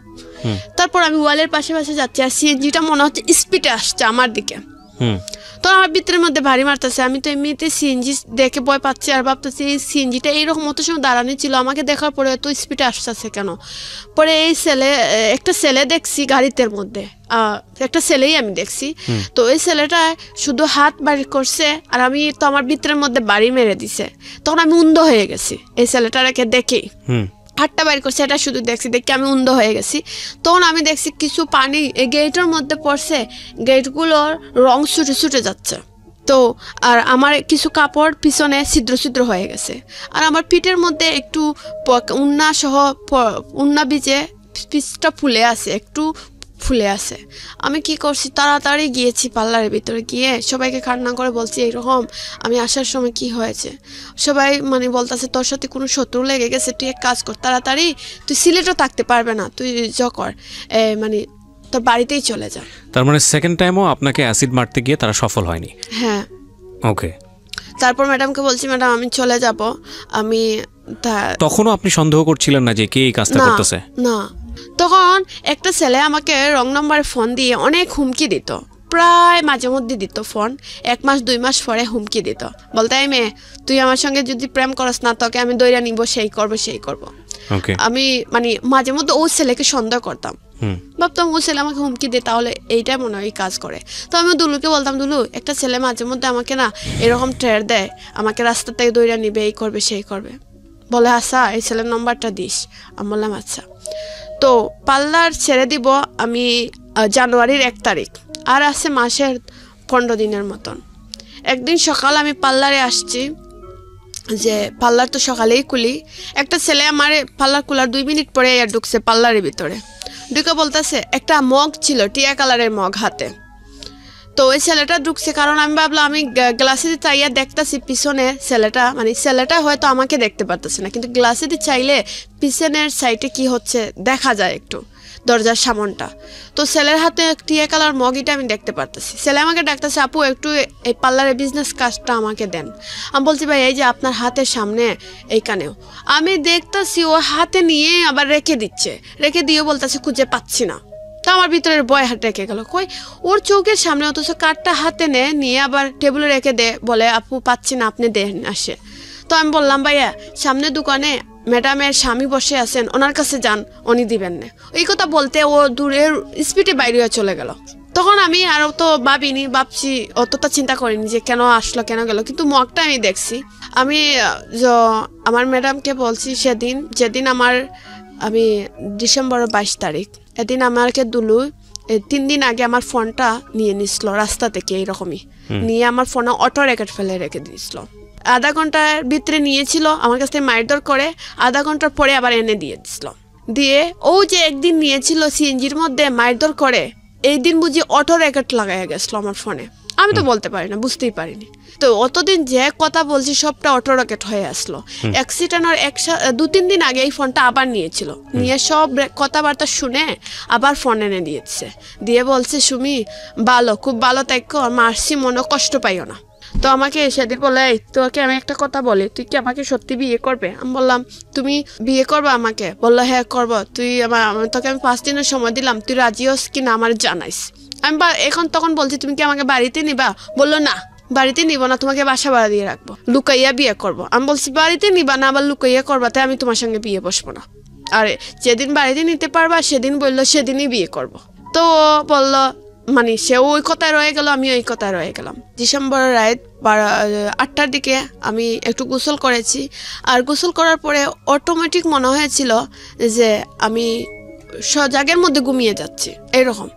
তো আমার কাছে এই স্বপ্নের মধ্যে এই মগটাই আমি দেখতে পারতেছি, যে টিয়া কালারের মগ দোকানের ভিতরে নিয়ে ঢুকছিল, এই টিয়া কালার মগটা আমি ফাল মারি উঠার পরে মানে আমি ভাবছি যে সবাই বোরকা টুরকা পরে বলছে দোকান লাগাই যাইবে, তো আমিও লাগাইয়া দিছি বোরকা লাগাইয়া আমিও বাইরে আসি। তো আমার একটা মেয়ে ছিল, ও আমাকে খুব পছন্দ করতো, ও বলতে সুমি আমরা আমার বাসায় আজকে থাকবে না। আমি বললাম না বোন চলে যাচ্ছি, অন্যদিন থাকবো। তো আমি রাস্তা বাইরে দিয়ে আসছি, সেদিন আমি মনে আছে আমার হাতের মধ্যে আমার ম্যাডাম একটা ব্যাগ ধরাইয়া দিয়েছিলেন, আলুর ব্যাগ, আর ম্যাডামের হাতে। আমি এই দিন ম্যাডামকে পিছনে রেখে স্পিডে হাঁটতে চাচ্ছি যে বাসার ভিতরে ঢুকে যাব। আমি পাগলের মতন আসতেছি যে বাসার ভিতরে ঢুকে যাব, এইভাবে ম্যাডামকে পিছনে রেখে গেটের সামনে আসছি। এসে আমার মুখে মেকআপ করা আসলো, মানে মাস্ক পরা ছিল, এটা খুলে ফেলছি। খুলে ফেলে আমি গেটের ভিতরে ঢুকছি। পাশে আমি এই চোখটা আমার এই মগের দিকে চলে গেছে। আমি দেখতেছি একটা ছেলে আমার পাশে এই গেটের ভিতরে আড়ালে দাঁড়িয়ে আছে, এই মগটাই হাতে। আমি ভাবলাম যে এই স্বপ্নেই দেখলাম এই মগ, আর সেদিন আমার দোকানের ভিতরে এই মগটা নিয়ে গেল। এইটা দুন্দে পড়ে গেছি, দুন্দে পড়ে এই ছেলেটার দিকে তাকিয়ে আছি, আর তারপর কিছু বলতে পারি না। পরে আমি এক পর্যায়ে মানে 5-6 মিনিট পরে দেখি চারদিকে দুমা, আর আমি চিকরাইতেছি, কাউকে পাইতে পারতেছি, কেউকে আমি পাচ্ছি না খুঁজে। তখন আমি চোখে জ্বলতেছে, চোখে জলেরও না, সবকিছু দুমা দুমা লাগতেছে। এটা কি মানে আপনার ম্যাডামের মানে কোন এক কলিগ, মানে আপনারই কলিগ, মানে আপনার কি বলা যেতে পারে, ওই কলিগের নাম কি ছিল? ওর নাম ছিল তানিয়া। তানিয়া মানে তানিয়ার বাসার ভেতরের ঘটনা না বাইরের ঘটনা? না, তানার ভিতর না, ওর বাসা হয়েছে সাফরাং। ওর বাসা সবাই মোটামুটি। তার মানে কি আপনি দোকান থেকে বের হওয়ার পর পরের ঘটনা? ম্যাডামের বাসায় গিয়ে থাকবো। না না, দোকান থেকে এই ঘটনাটা ঘটেছে কোথায়? যেখানে ম্যাডামের বাসায়। ম্যাডামের বাসায় তো পার্লারটা? না বাসায় না, পার্লার এক জায়গায়, বাসা অন্য জায়গায়। আচ্ছা, তো বাসার ভেতরেই ঘটনা ঘটেছে? হ্যাঁ, মানে গেটের ভিতরে, মেইন গেটের ভিতরে। ও মাই গড। তারপর আমি তো এই মগটা দিকে তাকিয়ে আছি, তাকিয়ে বলতেছি এই মগটা আমি দুন্দাই চাইছি, এই মেঘটা এই ছেলের হাতে আসলো কোথায় থেকে? এই দুন্দাইয়া এই ছেলের দিকে তাকা নিতেছিলাম। তারপরে আপনি 5 মিনিট পরে আপনার দৌড়াদৌড়ি শুরু হয়েছে? হ্যাঁ, মানে আমি 5 মিনিট পরে চিল্লাচিল্লি করতেছি, আমি দেখতে আমার শরীরও জ্বলতেছে। এইদিকে আমার বুরকা পণ্য ছিল, বুরকাও দেখি আমি নাই, কাপড় ছিল অর্ধেক দেখি কাপড়ও আমার পণ্য নাই। তো আমি চিকরি করতেছি, কেউ আমার পাশে আসতেছে না, কাউকেও খুঁজে পাচ্ছি না। আমি ম্যাডামের বাসায় ঢুকতেছি, মানে ম্যাডামের বাসার যে অন্যরা বাড়াটি আছে ওরা দরজা জানালা লাগাইয়া দিতেছে, আমাকে ঘরে ঢুকাইতেছে না। ম্যাডামও দরজা লাগাইয়া বসে আছে, আমাকে ঘরে ঢুকাচ্ছে না। আমি পানি বলতেছি, পানি দাও, কেউ পানি দিচ্ছে না আমাকে। 10-15 মিনিট পর মনে হয় দরজা খুলছে, তাবাইতে ম্যাডামই খুললে, কাউকে দেখতে পারতাছি না। আমি বাথরুমে গিয়েছি, শরীরে পানি ডালবো, পানি আসতেছে না, পাইপ দিয়ে একটু পানি 1 মগ আসছে, শরীরে ডালছি, এখন দেখি খুব জ্বলতাছে। জানুয়ারি মাস ছিল, ঠান্ডার দিন। আমি দেখি আরও আমার কষ্ট হচ্ছে, আর পানি দেয়নি। আমার হঠাৎ গ্লাসে দিয়ে চাইছি, দেখতেছি যে আমার মুখটা সাদাই রয়ে গেছে, হাত কালো। আমি ভাবছি হাতটা কালো হয়ে গেছে, হয়তো আমার মুখে পড়েনি, তাই আমি মুখে পানি দিইনি। কিন্তু জ্বলা যন্ত্রণা করতেছে, তো কিন্তু কোন দিকে করতেছে এটা আমি ক্লিয়ার বুঝতে পারতেছি না। সাইড দিকে জ্বলতেছে, আলাদাভাবে বুঝতে পারছি না যে চোখে তো পড়েছে যে অ্যাসিড, আমি জীবনেও ভাবতে পারিনি। আমি ভাবছি আমার চোখ ভালোই আছে। আমাকে উসমানী মেডিকেল নিয়ে ভর্তি করা হয়। কে নিয়ে যায় আপনাকে মেডিকেলে? আমার এই যে ম্যাডামের স্বামী। তখন দুলুকে ফোন দেওয়া হয়েছে, আমার ম্যাডাম দুলুকে ফোন দিয়েছে। তো দুলু বলল আংটি আমি আসতেছি, দুলুও গেল। আমি যাওয়ার পরেও দেখি দুলু গেছে, আর শাহিনকে আমি ফোন দিয়ে বলছিলাম যে এরকম অবস্থা। শাহিন খাওয়াচ্ছিল, তখন শাহিনও চলে আসছে। তখন আমাকে ডাক্তার বললো, এতটুকু শুনছি যে তোমার শরীরে কি পানি ডালা হয়েছিল। সবাই বলছে, আমার ম্যাডামের স্বামী বলছে হ্যাঁ দেওয়া হয়েছে। পরে আমাকে ঘুমের মানে ওষুধ দেখলাম, বুঝতে পারলাম যে আমাকে সুই টুই দেওয়া হয়েছে। পরে আর আমি কিছু বলতে পারি না। পরের দিন সকালে থেকে আমার মা আসছেন, আমার চোখ মুখ ফুলা, মা কান্নাকাটি করতেছে, ড্রপ চোখে দেওয়া হচ্ছে। এখন দেখতেছি ড্রপ দেওয়ার পরে আমি দেখতে পারতেছি, ড্রপ দেওয়ার পরে আস্তে আস্তে চোখ দিয়ে তাকিয়ে দেখি, সবই দেখতে পারতেছি। এইভাবে 15 দিন পর্যন্ত সিলেট মেডিকেল থাকলাম, তাদের ঢাকা উসমানী মেডিকেল চলে আসলাম। আসার পরে 1 মাস পরে আমার চোখ পুরোপুরি নষ্ট হয়ে যায়, আমি কিচ্ছু দেখতে পাই। ওই সময় কি আপনার কোনো ধরনের মামলা করা, পুলিশের কাছে যাওয়া? পুলিশ ছিল, পুলিশ উসমানী মেডিকেল যখন ভর্তি ছিলাম, পুলিশ যাওয়া আসা করছিল, আমাকে বলছিল যে এইটা কে বা কারা করছে তুমি জানো? আমি বললাম স্যার এরকম তো কেউ আমার শত্রু নাই। তখন বলছে তোমার কি মনে হয় দুলু এই কাজটা করতে পারে? আমি বললাম স্যার ও আমার বিপদ শুনে দৌড় মারি আসছে, ও কিভাবে করবে আপনি বলেন? ও ও ও কেন আসবে বলেন? ও তো দেখেন আমার যতটা বিপদ হয় এই সিলেট শহরে ওই পাশে এসে দাঁড়ায়। আমি মানে বিশ্বাস করতে পারি, মানে কল্পনা করেননি যে ওর দ্বারাই কাজ হয়। হ্যাঁ। পরে আমাকে পুলিশ বলতেছে, আমি পুলিশকে আমি পুলিশ তাদেরকে অনলাইন বললাম যে স্যার আমি জীবনে কোনোদিন বিশ্বাস করবো না দুলু এই কাজ করতেই পারে না, আমি বিশ্বাস করি না। তখন দুলু পুলিশটা তদন্ত করতেছে আর আমাকে বলছে তোমাকে কোন নম্বরে বললা তোমাকে টের দেয়? তো 506 যেটা সেটা বলিনি, বলছি 509, বলছি এই নম্বরটাই, কিন্তু এটা ছিল দুলুর পার্সোনাল নম্বর। এই নম্বরে শুধু আমাকেই কল দিত, আমার ম্যাডামকে কল দিত। তো পুলিশ তো এই নম্বরটা বন্ধ, আবার কাকে খুঁজবে? বলতেছে এই নম্বর বন্ধ। এই নম্বর আবার আমার দুলুই পুলিশের গাড়িতে বসে আসামি খুঁজতেছেও, কে বা কারা করলো খুঁজতেছে। পুলিশকে বলতেছে স্যার এই নম্বরে ডিস্টার্ব যখন করে তাকে তো শূন্য বলছে এই ছেলেটা গাড়ি চালায়, গাড়ি স্টেশন যায়, মানে বিভিন্ন জায়গা পুলিশকে নিয়ে যাচ্ছে। কতদিন লেগেছিল এই যে কাজটা দুলু করেছে এটা বের করতে? প্রায় 15-20 দিনের মতন। বুঝলো কিভাবে যে দুলু এই কাজটা করেছে? পুলিশ বললো আমাকে মেডিকেল, পুলিশ বলছে প্রথমই বুঝতে পেরেছে। পুলিশ স্যার যে উনি সুবিত্র নাম ছিল, উনি আমাকে বলছেন যে সুমি আমি প্রথমই বুঝতে পেরেছি, কিন্তু দেখলাম এখন যদি ওকে আমি ধরে ফেলি তো মানে তোমার দৌড়াদৌড়িটা কে করবে? ওই যে ওষুধ বা ডাকায় নিয়ে এসব যাওয়ার মতন তো দেখছি লোক নাই। ভাবছি তোমাকে এটা দিক লাগাও, তারপর এটার আমি ধরবো। পরে ও আমাকে ঢাকা মেডিকেল নিয়ে গেল, আমার মা সহ। ও দুলুও গেল আমাদের সঙ্গে, নিয়ে ঢাকা মেডিকেল ভর্তি করে চলে আসলো। 3 দিন পরেও আসার কথা ছিল ঢাকা মেডিকেল, আসতেছে না। পরে শুনি একটা পেপারে বার হইছে যে দুলু আমাকে অ্যাসিড দিয়েছে। পার্লারে মেয়েরা ফোন দিয়ে বলছে এরকম। আমি বিশ্বাস করিনি, কিন্তু ওই যে স্যার উনিও আমাকে বলেন না। ওনাকে ফোন দিয়ে বললাম যে স্যার এইরকম অবস্থা বুঝি। বললো হ্যাঁ সুমি ওই করছে। আমি বলছি না স্যার এটা মিথ্যা কথা, ও করতেই পারে না।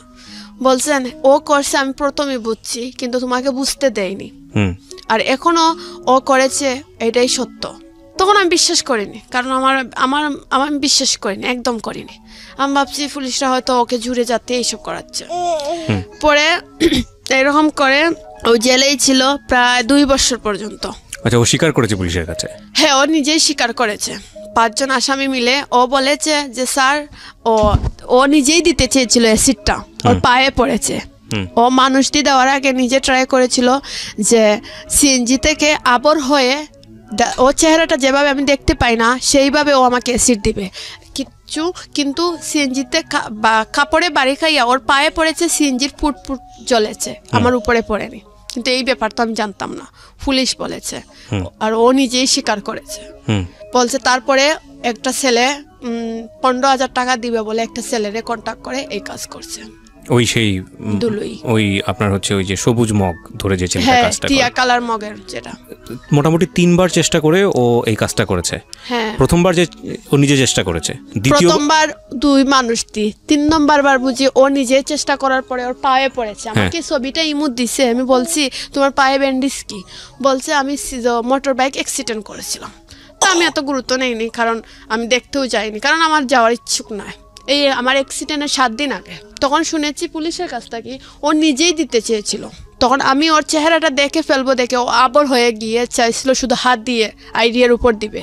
তখন এই মানে একটা খাফে বাড়িকে ওর পায়ে পড়ে যায় আর সিএনজির ফুট পুড়ে যায়। যে ছেলেটাকে ভাড়া করেছিল ওকে 15,000 টাকা দিয়েছিল, ওই ছেলেটাকে দ্বিতীয়বার চেষ্টাটাও করে। মানে আপনার সেকেন্ড টাইম চেষ্টা হয় তখন আপনার কাপড় চোপড় পুড়ে যায়। ওই সেকেন্ড টাইমও কি ও চেষ্টা করেছে নাকি অন্য ছেলেকে দিয়ে করেছে? হ্যাঁ। আচ্ছা, তারপর পরে ওকে ধরে ফেললো। পরে মোটামুটি 2 নম্বর আসামিকেও ধরে ফেললো পুলিশ। ধরে ফেলে আমার দুলুকে বলছে যা তুই যে ধরা খাইছো 2 নম্বর আসামিকে বল আর একটা কাজ করবে, সেই কাজটাও তুই করতে হবে ওকে। 2 নম্বর আসামি মানে যাকে দিয়ে কাজটা করাইছে এই ছেলেটা, কারণ ওকে তো পুলিশ ধরতে পারতেছে না। রাইট।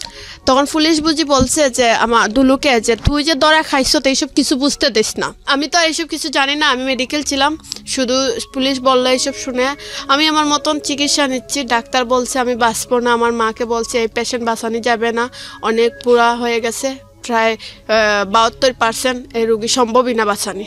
তোমরা দেশে নিয়ে আল্লাহ করে ভালো মন্দ খাওয়াই দাও। তো আমার মা আর কিন্তু আমি দেখেছি আমি পুড়ে গেছি ঠিকই, জ্বালা যন্ত্রণা অনেক হতো, কিন্তু আমার সবসময় মনে হতো যে আমি সব কিছু বুঝতে পারতাম, মানে আমার ফুসবুদ্ধি সবই ছিল। তখন আমার মা আমাকে কান্নাকাটি করতেছে, আর আমার এইসব দেখে কান্নাকাটি করতেছে। আমার মা বলে, আচ্ছা আমার মেয়ে যদি মরে যায় তো মরেও যাবে, আপনারা অপারেশনটা করেন। তখন 2 মাস পরে আমার অপারেশন হয়, সার্জারিং করা হয়। আপনার স্কিনে অপারেশন হয়? হ্যাঁ, আমার স্কিনে সার্জারিং করা হলো। তখন ডাক্তার সার্জারিং করার পরেও মোটামুটি আমি সুস্থ, খাওয়া দাওয়া হাঁটা পড়া করতে পারতাম। কিন্তু মিন টাইম কি চোখটা নষ্ট হয়ে গেছে? হ্যাঁ, 2টা চোখই আমার নষ্ট হয়ে গেছে। তো পরে ডাক্তার বললো যাক মেয়েটার হায়াত আছে। তারপরে আমি অ্যাসিড সাবাবাই ফাউন্ডেশন চলে আসি। হ্যাঁ, আসার পরে দুলু তখনও জেলে? হ্যাঁ, তখনও জেলে। আপনার মামলাটা কি আপনি করেছিলেন নাকি পুলিশ বাদী হয়ে? পুলিশ বাদী হয়, পুলিশ বাদী হয়ে আমার মাকে নিয়ে মামলাটা করেছে। আচ্ছা, তো আপনার মামলাটা হয়েছিল কত সালে?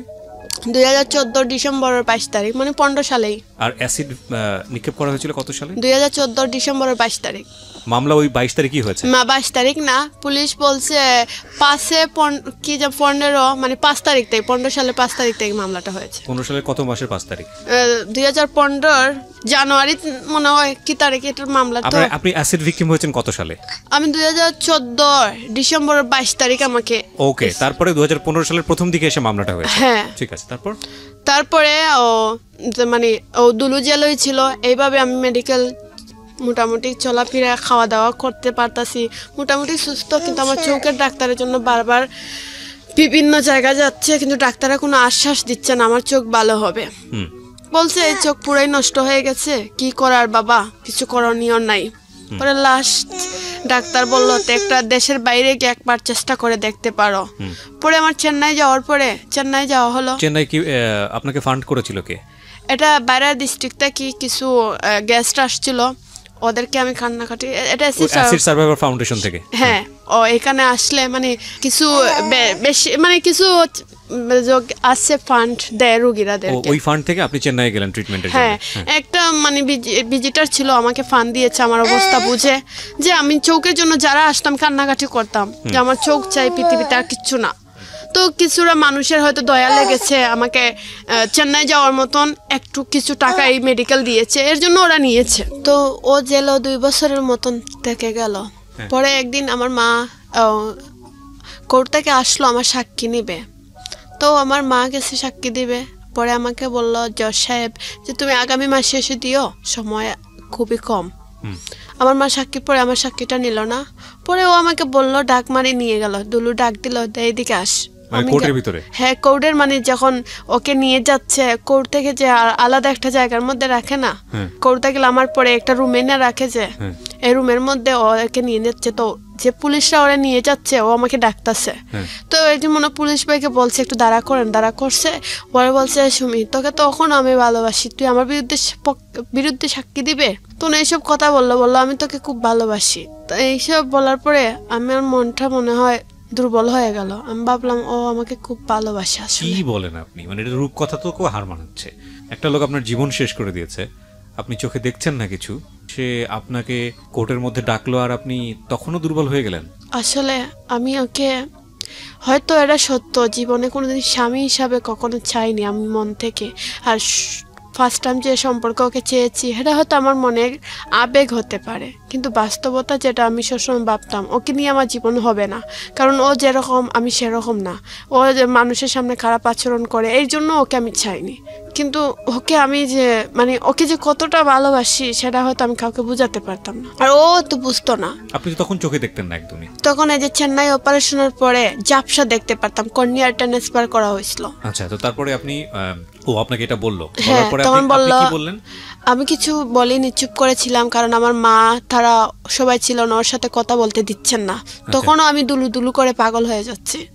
মাকে কতবারে বলছি দুলুর কাছে নিয়ে যাও, কথা বলবো, মানে ওরা অসহ্য হয়ে যাচ্ছে, খালি দুলু। এটা কেমন কথা? যে ছেলে তোর জীবন নষ্ট করে দিল, ও ছেলের গানই গাচ্ছে। এই মেডিকেলে আমি দুলু জপতাছি, কারণ আমি এটা মেনে নিতে। আপনি আমার কাছে এসেছিলেন জীবনের গল্পটা বলার জন্য দুলুর সাথে মিট হওয়ার আগেই, কোর্টে মিট হওয়ার আগেই নাকি? তার হ্যাঁ আগেই আসছিল। তার আগে এসে আপনি রেডিওতে গল্পটা বলে গেছেন, আমি যখন আগে রেডিওতে ছিলাম। তারপরে আপনার সাথে দুলুর সাথে কোর্টে দেখা সাক্ষাৎ হয়। তখন আপনি দুলুকে ভালোবেসে চলেছেন, মানে দুলুকে আপনার সামনে এসছে তো সবকিছু উলটপালট হয়ে গেছে। ও আমাকে বলছে আমাকে ভালোবাসে, এখনো ভালোবাসে, ও এরকম চায়নি অ্যাসিড হোক, বলছে মানে আমি এরকম চাই না। আমি ভাবছি তোর একটু ক্ষতি হলে হয়তো তুই আর মানে তোর মানে জীবনে যে স্বপ্নগুলো আছে এগুলো দেখলে না, মানে তুই আর মডেলিং করবি না, তুই আর অভিনয় করবি না, তাহলে তুই অন্য ছেলের দিকে তাকালে না, এইসব। তখন আমি তারপরে একটু একটু আসলে কি আমি আমার জীবনে বাস্তবতা কি আমি বুঝিনি, এখন বুঝতে পেরেছি। সেটা তাহলে আরো পরে। তারপর আপনি কি করলেন কোর্টে? তো কোর্টে ও আমাকে যা বললো, আমি যে বললো ভালোবাসেই, তারপর আমি এটা বিশ্বাস করলাম। বললো আগামী 4 তারিখে তুই আসিস। আমি আগামী 4 তারিখে আবার গেলাম।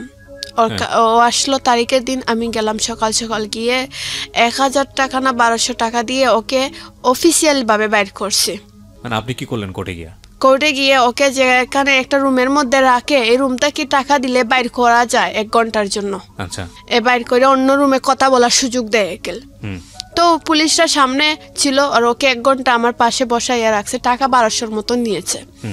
তো ও আমাকে বলতেছে, সুমি তোর মাথায় হাত দিয়ে বলছি আমি তোকে খুব ভালোবাসি, তুই আমাকে বিয়ে কর, আমি তোকে নিয়ে সংসার করব, জীবনে কোনোদিন কষ্ট দিব না, বিশ্বাস কর। বিয়ের 2-3 মাস পরেও আমাদের একটা বেবি হবে। মানে আমাকে ও তো স্বপ্ন দেখালো, আমি বিশ্বাস করে ফেলতেছি। আমি তো বিশ্বাস এমনিতে ওকে করতাম, তখন আমি সত্যিই ভাবতেছি ও আমাকে খুব ভালোবাসে। তখন আমি আপোষ করার জন্য পাগল হয়ে গেছি। মানে মাকে বলছি মামলা আপোষ করব, ওরাও দুলুও বলছে মামলা আপোষ কর, আমাকে বিয়ে কর। তখন আমি আমার মাকে বলছি মা আমি আপোষ করবো। মা বলছে তোমাকে ও যা বলছে মা এটা মিথ্যা কথা। আমার মাকে বলছে তুমি জানো ও মিথ্যা কথা বলছে, ও আমাকে ভালোবাসে, তুমি তেমন বুঝতেছো না। পরে জজ সাহেবের কাছে উঠে বলছি যে স্যার ওকে একটু ক্ষমা করে দেন, আমি ওকে খুব ভালোবাসি। জজ সাহেব আমাকে খুব জারি মারছেন, বলছে মেয়ে তুমি কি বুঝো, তুমি কিচ্ছু বুঝতে পারতেছো না, যাও। মানে জজ সাহেবের কাছে গেলেও তার আমাকে গুরুত্ব দিচ্ছেন না, তার এই আপোষটাও মানেন না, কারণ এই আপোষ গ্রহণযোগ্যই না। দুলু আমাকে মানে যেভাবে স্বপ্ন দেখিয়ে কিছু স্বপ্ন দেখাই আমাকে আপোষ করলো মামলাটা। ওর মাও ছিলেন, ওর মা বলছে মা আমার ছেলে যদি বাইর হয় তোমাকে বিয়ে করে কিছুটা দিন তুমি বাসায় থাকবা, তারপর তোমাকে আমি বাড়িতে নিয়ে তুলবো। আমার শাশুড়ির কথাও আমি বিশ্বাস করেছি, ভাবছি তাহলে আপোষ হয়ে যাক। আর আমার জীবনটা তো এমনি নষ্ট হয়ে গেছে, আমার এটাই মনে যে আমি চোখে দেখতে পাই না, আর এখন আমি একটা ভালো ছেলেকে বিয়ে করে সংসারও করতে পারবো না। তাহলে ও যখন আমাকে ভালোবাসে তাহলে ওর সাথে আমার জীবনটা কাটিয়ে দিব, এইটাই ভেবে আমি আপোষ করেছি। ও জেলতেই বাইর হয়েছে, বাড়ার পরে ও মানে আমাকে 10 লক্ষ টাকা খাবিন দিয়ে বের হলো। মানে কিভাবে বের? জামিনে বাইর হয়েছে, জামিনে বের হলো। হ্যাঁ, জামিনে বের হওয়ার ক্ষেত্রে আপনি সহযোগিতা করেছেন? হ্যাঁ হ্যাঁ, আপোষ করেছিলাম। আপোষ কিভাবে করেছিলেন? ও বাইর হয়ে আমাকে খাবিন দিবে। এটা আপনি কোর্টে বলেছেন? কোর্টে বলেছে, আপোষনামাত লেখা ছিল। ও আচ্ছা, এটা একদম এফিডেভিট হয়েছে? হ্যাঁ হ্যাঁ, তারপর আপোষনামাত লেখা ছিল যে ও বাইর হইয়া আমার 10 লক্ষ কাবিন দিয়ে বিয়ে করবে, সারা জীবন আমাকে শারীরিক বা মানসিক সম্পর্ক রাখবে, এমনকি কোনোদিন দূর করে ফেলে দিতে পারবে না। এটাতে সাইন করেছে ও? হ্যাঁ, সাইন করে তারপরে জাজ ওকে হাইকোর্ট থেকে বেইলে বাইর হইছে। আচ্ছা, তারপর পরে ও মানে বাইরনের পরে 15-20 দিনের মধ্যে আমাকে একটা কাগজ দিল, আমার মাকেও বলেনি কাউকে বলেনি, আমাকে একটা কাগজ দিল। আর আমি তো পড়াশোনা দেখতেই পারতাছি না, শুধু দেখতে পারতাছি 3 পিস কাগজ, কিন্তু কি লেখা কিছু না এটা বুঝতে পারতাছি না। শুধু আমাকে বলছে কাগজগুলো দিব, তুই একটু সাইন করে দে ছবির নিচে। তো আমি একজনকে বলছি একটা কলম দাও আর ছবির নিচে সাইন করব, ছবির নিচেই সাইন করছি। পরে ওনাকে পড়াইয়া বললাম এটা কিসের কাগজ, এটা দেখবা। উনি বললেন যে একটা বিয়ে হয়েছে, এটার ডকুমেন্ট। তখন ওকে বললাম তুমি বিয়ে করবা, অথচ তুমি আমার মাকেও বললা না, আমাকেও বললা না ক্লিয়ার ভাবে, এটা কি রকম বিয়ে? বললো কোর্টে আবাজত দেই, আমরা অনুষ্ঠান পরে করবো না, কোর্টে এখন আবাজত দেওয়া লাগবে। 100 জায়গা ছিল, আমাকে ঘরের ভিতর থেকে বাড়ির ভিতর থেকে দিবে আপোষের মধ্যে। ওর মা বলছে যে বাইরে কোনো জায়গা জমিন নাই, আমার ছেলে বারণের পরে আমি 100 জায়গা ওকে বা আমার বাড়ির ভিতর থেকে ওর অংশ থেকেই দেওয়া হবে। ও বারণের পরে ও চালাকিতি কি করে আমাকে বাড়ির ভিতর না দিয়ে আমাকে আওরের মাঝখানে 100 জায়গা দিছে, যেটা দিয়ে দান ক্ষেত করা হয়। এইসব করে ও কোর্টে জমা দিয়ে দিছে, কোথা থেকে দিয়েছে না দিয়েছে সব কিছু জানি না। এক সময় আমার মা কোর্টে উকিলকে বললেন যে স্যার ও যে বিয়ে করেছে কোনো কাগজপত্র কোনো প্রমাণ আছে? বলছেন হ্যাঁ ফটোকপি তুমি তাই নিয়ে যাও। এইসব পরে দেখা গেল ও মানে খাবিনের মধ্যে আমাকে স্বর্ণ বুঝি 10 ভরি দিয়েছে, এইসব লেখা কাটাকুটি। আপনাকে যখন সাইন করতে বলছিল তখন আপনি আপনার পক্ষ থেকে 2 একজনকে পেপারটা পড়তে বলবেন না? এটা আসলে আমি বুঝতে পারিনি। দেখেন আপনি মানে জীবনে ভুলের একটা লিমিট থাকে, আপনার ভুলের কোনো লিমিট নাই। মানে এরকম একটা মানুষকে কোর্ট থেকে বের করে নিয়ে আসা এই কন্ডিশনের জায়গা থেকে, এখানে বুঝলাম আপনি তাকে ইমোশনালি লাভ করেন, সেই জায়গাটা থেকে আপনি এটা করেছেন। আসলে না মানে আমি যাই কিছু বলি না কেন, পৃথিবীতে আমার চিন্তার বাইরেও জগৎটা আসলে অনেক বড়। সো এখানে আসলে আমার কিংবা যারা দেখছেন ওনাকে, তাদের ইকুয়েশনের জায়গা থেকে ওনাকে জাজমেন্টে গেলে হবে না। কারণ জীবন, আমি যেটা বলি সবসময়, জীবন নাটকের চেয়েও অনেক অনেক বেশি নাটকীয়। কারণ এখানে আসলে অনেক সময় কিছু কিছু ঘটে যায় যেগুলো আসলে কোনো লজিক থাকে না, কোনো ইকুয়েশন থাকে না, এবং মন আসলে অদ্ভুত একটা জায়গা। ভুল করার যে এরিয়াটা সেটা আসলে অপরিসীম, এবং একইভাবে যুক্তি দিয়ে সমস্ত দুনিয়াটা চলে না। মানে কি বলবো আসলে, উনি যেটা করেছেন উনি আসলে সেটাই বলছেন এখানে। তো যাই হোক, আপনি তারপরে কি করলেন? মানে আপনাদের কি হুজুর ডেকে বিয়ে শাদী হলো না? না, শুধু কাগজে সাইন করছি, শুধু একটা ম্যাডামকে পড়াইছি যে ম্যাডাম এই কাগজটা কিসের একটু পরে দেখেন। পরে বললো তোমাকে যে কোর্ট ম্যারেজ করছে একটা ডকুমেন্টের কাগজ। পরে ওই যে মানে ও আমাকে বললো তোমাকে কোর্ট ম্যারেজ করছি, আর যে জমিন যে জায়গা দেওয়ার কথা ছিল অন্য জায়গা দিছে। এইসব তো ব্যাপারে কোনো সময় আমার মাকেও বলেনি, আমাকেও বলেনি। ও ওর মতন করে যেভাবে কোর্ট থেকে ও হয় সুবিধা হয় এই জন্য ও কাজগুলো করছে। করার পরে আমাকে একটা বাসায় রাখছে বিয়ের 15 দিন পরে। বললো সুমি তুমি এই বাসায় থাকো, আমি আসবো, মাঝে মধ্যে আসবো, তুমি আমাকে 1 বছর সময় দিবা, 1 বছরের ভিতরে আমার চাপ সৃষ্টি করবা না যে বাড়িতে নাও না কেন, নেও না কেন, আসো না কেন, আসো না কেন। আমি 1 বছরের ভিতরে তোমাকে আমার সমস্যা দূর করে আমি তোমাকে বাড়িতে নিয়ে যাব। আপনার ফ্যামিলি থেকে কেউ কি ছিল এই বিয়েতে? মানে বিয়ে তো আলটিমেটলি এমন এক বিয়ে যেখানে থাকার জানি না কিছু নাই, কারণ আমার ফ্যামিলিতে আপোষ করব দেখে আমার মার হাজবেন্ডও রাজি ছিলেন না। আচ্ছা, যে আমার মামায় বলতেছেন ও মেয়ে আবার ওকে ঠকাবে, যে ছেলে 5 বছর সম্পর্ক করে অ্যাসিড দিয়ে দেয়, এটা কি ভালো হবে?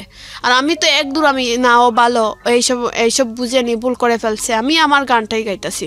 ওরা মানে বলছে মেয়ে, আমার মা বলতেছে আচ্ছা মেয়ের জীবন, মেয়ের সুখেই তো আমাদের সুখ, একবার দেখি মেয়েটার কথা শুনে কি হয়। মানে আমার মা রাজি ছিলেন, আর কেউ রাজি না। তারপর ও আমাকে বাসায় রাখলো, কিছুদিন আসতো বাসায়, মানে সপ্তাহ 2 দিন 1 দিন আসতো, ও আসছে আবার চলে যাইতো, কোনোদিন রাত থাকতো, কখনো থাকেনি। এইভাবে অবস্থা করে মনে হয় 3-4 মাস চলছে। আমার পেটে তখন বাচ্চা চলে আসলো, এই যে যেটা আমরা ভিডিওতে যাকে দেখলাম, হ্যাঁ আরিশা, হ্যাঁ তখন আমার পেটে আনিশা চলে আসলো। তো ও আসলো, আমি বুঝতে পারিনি, কারণ আমার একটু সমস্যা হতো অ্যাক্সিডেন্টের পর থেকে, যাতে আমি বোঝাটা অসম্ভব হয়ে গেছিলো। তখন আমি ভাবছি আমার তো এমনিতেই 4 মাস 3 মাস কন্টিনিউ এরকম প্রবলেম হয়, তো হতেই পারে, কিন্তু আমার মাথার মধ্যে অন্য কিছু চিন্তা এটা কখনো ঢুকেনি। তারপরে আমি কি করছি, আস্তে আস্তে আমি বমি করতেছি। তারপরে আমি ডাক্তারের কাছে বলছি, ডাক্তাররা বলছে যে চোখে কোনো সময় পাওয়ার যদি কমে যায় বা চোখের পাওয়ারটা, তখন মানুষ বমি করে। কিন্তু ডাক্তাররা আমি যে ম্যারিজ সেটা ওরা জানতো না। তখন আমি বলছি যে এরকম, তো ওরা তো জানে আমার বিয়ে হয়নি এখনো, তো ওরা বলছে চোখের পাওয়ার যদি কমে যায় তে বমি হয়, পাওয়ার বাড়লেও এরকম বমি হয়, মাথা ঘুরায়। তো আমি এই বুঝ পেয়ে আসছি। তো আস্তে আস্তে আমি মানে 5 মাস হয়ে গেছে আমার পেটে বাচ্চা। তখন আমি একটা অপারেশন করা যায় মেডিকেল আসছি। চোখের অপারেশন না, চোখের অপারেশন না, আমার স্কিনের অপারেশনটা, যে টুটেনিসটা অপারেশন করবো আসছিলাম।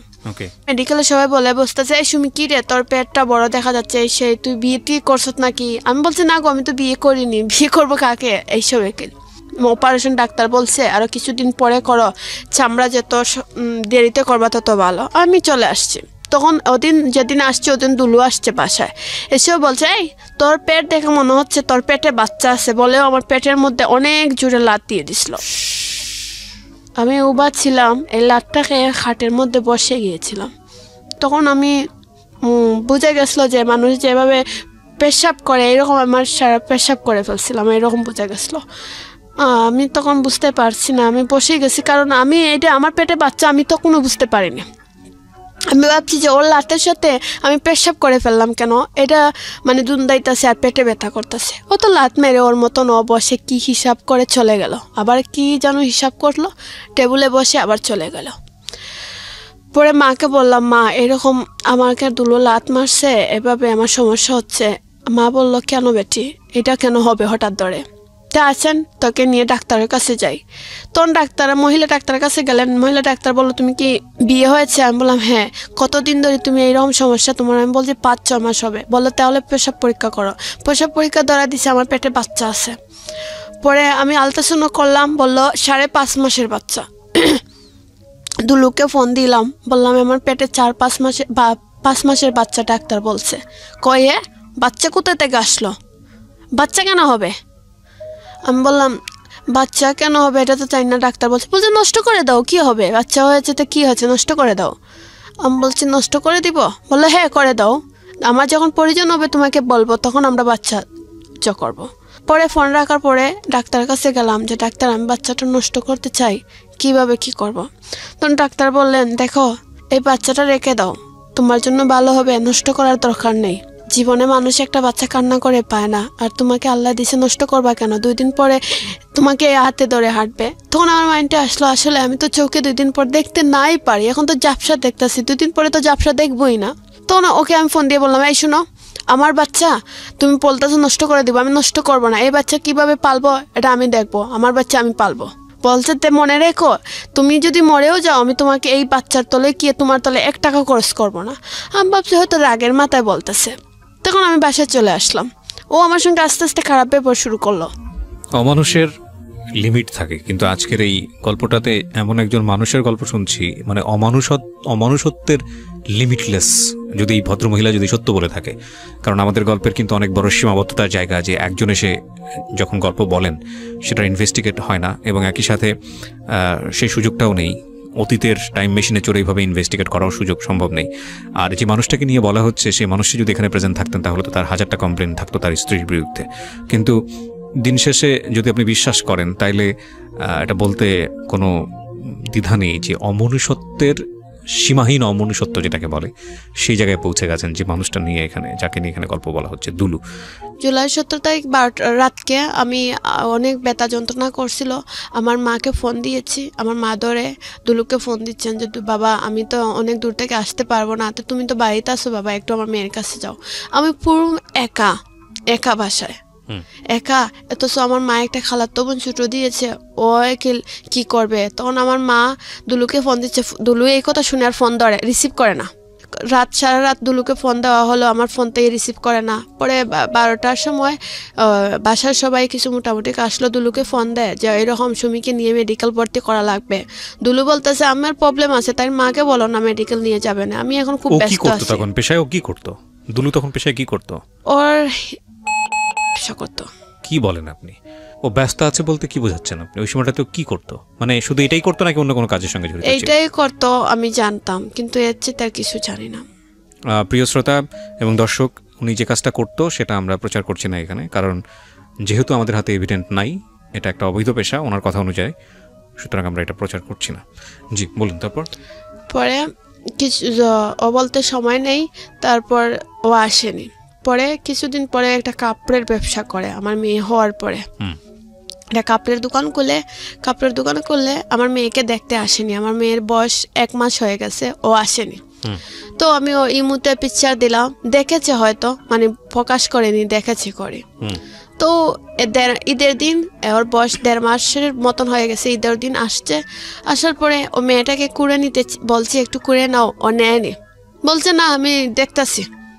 তখন আমি আমার মেয়েটাকে আমার কুড়ে রাখার পরে ও চলে গেল, আবার বাসায় আসে না, যায় না, মানে ওর মতনই। বললাম তুমি তো বললাম আমাকে 1 বছর পরে বাড়িতে নিবা, বললো আর একটু সময় লাগবে। এইসব করতে করতে সময় নিতে 2 বছরের মতন হয়ে গেল। পরে আমি আমার শাশুড়ির সাথে কথা বললাম যে মা তুমি না বললা আমাকে বাড়ি নিবা, বললো আমার মেয়ের বিয়ে হওয়ার পরে তোমাকে নিব। ওনার মেয়ের বিয়ে কাছাকাছি ডেট হয়ে গেছে, আমি এই তারিখ পর্যন্ত ভরসা করে আসলাম যে আমার শাশুড়ি আমাকে বাড়িতে নেবেন। তো আমার স্বপ্ন ছিল যে আমার বাচ্চা বড় হবে এই বাড়িতে, আর ও আমাকে স্বপ্ন দেখাইছে সারা জীবন আমাকে নিয়ে সংসার করবে, কখনো কষ্ট দিবে না। এর উপর ভরসা করে আমার বাচ্চাটাকে নিয়ে আমি বাঁচতে চেয়েছিলাম। বিয়ে হলো আমার ননহরির। বিয়ের পরে আমি মাকে বললাম মা আমাকে নিবা না, বললো শোনো মা আমার মেয়ের বিয়ে হয়েছে ঠিকই, তোমাকে নিব যে এই বাড়িটা তো আমার ছেলের না, এটা হচ্ছে আমার বড় ছেলের, ও লন্ডন থাকে, এই বাড়িতে তো তোমার জায়গা নেই। আমি বললাম এই বাড়িতে আপনার ছেলের জায়গা হবে, আমার জায়গা হবে না, এমন কেমন কথা মা। পরে উনি বলেন ওকে ঘর থেকে বাইর করে দিয়ে দিছে। দুলুকে বললাম দুলু তুমি দেখো আমার জীবনটা তেমনি শেষ করে দিয়ে দিছ, অন্তপক্ষে আমার বাচ্চাটাকে নিয়ে বাঁচার জন্য তোমার বাড়িতে একটু আশ্রয় দাও। ও বললো আচ্ছা এই বাড়ির যদি তোর জায়গা না হয় তা আমি তোর সঙ্গে বাসার সবসময় থাকবো। আমি বললাম আমি তারপরে বিশ্বাস করছি, এখন ও কি করছে, এই সময়টুক পর্যন্ত হাতে নিয়ে ওর পরিবার ও মিলে কৌটো থেকে একটা লিখিতভাবে একটা তেজরুপুত্র যেটা বলে, মানে ওর বাড়িতে ওর কোনো জায়গা নেই, তেজরুপুত্র করে দেওয়া হয়েছে। ওরা এইটা শুরু করছে।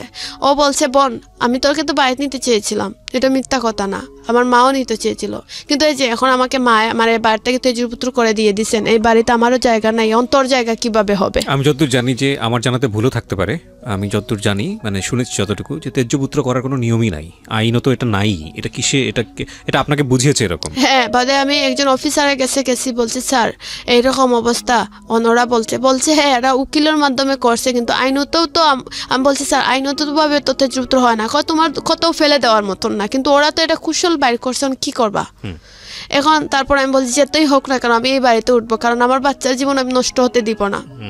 পরে ও আমাকে সেদিন কি করলো, রাত বাসায় আসছে, আমাকে বলছে আমি তোর সঙ্গে বাসা থাকবো সময়, এই বাড়িতে যাওয়া লাগবে না, আমি তোকে নিয়ে রাস্তায় থাকবো। তো ঠিক আছে, আমার স্বামী যদি আমাকে নিয়ে রাস্তায় থাকে তাহলে তো অসুবিধা নেই। এখন ও এদিন পরে আমাকে বলল, সেদিন রাত যেদিন এই কথা বলার পরে রাত 10টা বা 10:30টার দিকে না বলে বাসায় আসছে। আমি তো একা মানুষ, আমার বাচ্চাকে নিয়ে থাকি, আমি সামনের গেটটা তালা মারছি, এই গেটের চাবিটা ওর কাছে ছিল একটা, আগলো ঢুকছে, আমি তো গেটে একটু শব্দ শুনছি, কে কে বলছি, কেউ উত্তর দেয়নি, তো ভাবছি হয়তো বিড়াল টিড়াল বা লড়ালড়ি করছে এইরকম। পরে আধা ঘন্টা পরে দেখি ও আমার কাছে এসে দাঁড়িয়ে বলছে, এই চশমা খোল। আমি বললাম তুমি কিভাবে আসছো, কোথা থেকে আসছো? বললো আমার লাগে মুকিল লাগাইল আছে, আমি এমনিতে আসছি, চশমা খোল। তো আমি বললাম তুমি এত রাত আসলে আমাকে বলে আসবা না, তুমি তো জানো আমার চোখে প্রবলেম, এইভাবে এসে দাঁড়ালে আমি ভয় পাবো না? হঠাৎ করে কথা বলে উঠলাম। পরে ওর ঠেলা মারি আমাকে বিছনায় ফেলে বালিশ বুকুর উপরে উঠলো, আমার উঠে দুই হাতটাকে এই হাতে এক হাঁটু দিয়ে ধরলো, এই হাতে এক হাঁটু দিয়ে ধরে আমার মেয়ের বালিশ দিয়ে আমার মুখে জাতামারি ধরেছে। মুখের মধ্যে এমন জাতামারি ধরছে, মনে হচ্ছিল যে আর 2 সেকেন্ড যদি রাখা হইতো বালিশটা আমি মারা যেতাম। আমি আমার মনে হয়েছিল আমার জানের শক্তি যতটুক ছিল এতটুক দিয়ে আমি বালিশটার খাইত হয়ে গেছে, আমার কল্লাটা খত করে নিঃশ্বাস নিছি। তারপর ও বালিশ সরাই আমার নাকে মুখে জাতামারি ধরছে। তারপর ওকে আমি আমার জীবন ভিক্ষা চেয়েছি, বলছি শুনো তোমার কাছে আমি আমার জীবন ভিক্ষা, আমার বাচ্চার জীবন ভিক্ষা চাই, তুমি আমার জীবনটা শেষ মুহূর্তে নিও না। পরে বললো তাহলে তুই এক কাজ কর, তুই আমার জীবন থেকে চলে যা, আমি তোকে নিয়ে সংসার করতে পারবো না, আমি জেল থেকে বাইরনির জন্য তোকে যা যা স্বপ্ন দেখাইছি শুধু জাস্ট জেল থেকে বাইরনির জন্য। আমার মনে হয়েছিল তখন তোকে যাই বলবো তুই তো বিশ্বাস করবে, আমার মনে হয়েছিল যে তখন আমি জেল থেকে বাইরনির দরকার, তাই আমি তোকে যা মুখে দিয়ে আসছে তাই বলছি, তাই স্বপ্ন দেখাইছি, কিন্তু তোকে আমি ভালোবাসি না, তোকে নিয়ে আমার সংসারও হবে না, কোনোদিন তোরকে আমার বাড়িতেও তুলতে পারবো না, তুই আমার জীবন থেকে জাগি সরে যা।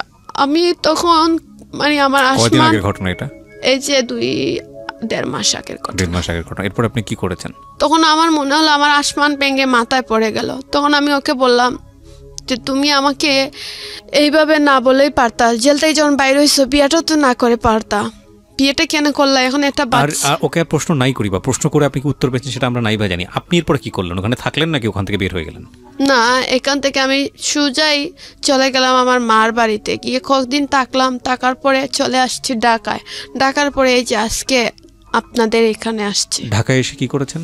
চোখের ট্রিটমেন্টের জন্য ডাক্তার দেখাইছি, ডাক্তার বলছে বাংলাদেশে আমার কোনো চিকিৎসায় চোখের নাই, একমাত্র চেন্নাই যেতে হবে, যে জায়গায় অপারেশন করছি। আপনি খুব হৃদয় বিদারক একটা কথা বলেছেন যখন স্টুডিওতে আপনি আসেন, যেটা আমার কাছে খুব আপনার এই গল্প শুনে অনেকেই বিরক্ত হবে, অনেকেই রাগ করবে, কষ্ট পাবে, বিভিন্ন রকমের অনুভূতি হবে। তো আমার কাছে ভয়ানক লেগেছে ওই কথাটা, সেটা হচ্ছে আপনি যখন বাচ্চাটাকে নিয়ে এখানে আসতেছিলেন আপনার খুব ভয় করতেছিল, কেন বলেন তো? বা আপনি যখন ঢাকায় আসেন বা বাইরে যান ভয় করে কেন বলেন তো? কারণ প্রায় সময় আমার বাচ্চাকে নিয়ে রাস্তার মধ্যে টানাটানি হয়, বুঝেছেন? টানাটানি হয় বলতে? আমার সিলেটে এই যে কিছুদিন আগে আমার মোবাইল ফোনটা নিল, রাস্তার সামনে একটা 2টা ছেলে আমার বাচ্চাকে নিয়ে টানাটানি করতেছে, তো আমি চিল্লাচিল্লির জয়, আশেপাশের মানুষজন আসতেছে, পরে হাত থেকে মোবাইল নিয়ে সিএনজিটা চালিয়ে চলে গেল। মানে আপনার বাচ্চাটাকেও নিয়ে যেতে চায়? হ্যাঁ, তখন আমার খুব আমার তো পৃথিবী বলতে আমার বাচ্চা যদি কিছু হয়ে যায় আমি মরে যাব। আপনাদের স্টুডিওর ঠিকানা দিয়েছেন, কিন্তু আমি মরে গেলে কষ্ট না, কিন্তু আমার বাচ্চাটাকে নিয়ে আসছি, আমার খুব কষ্ট।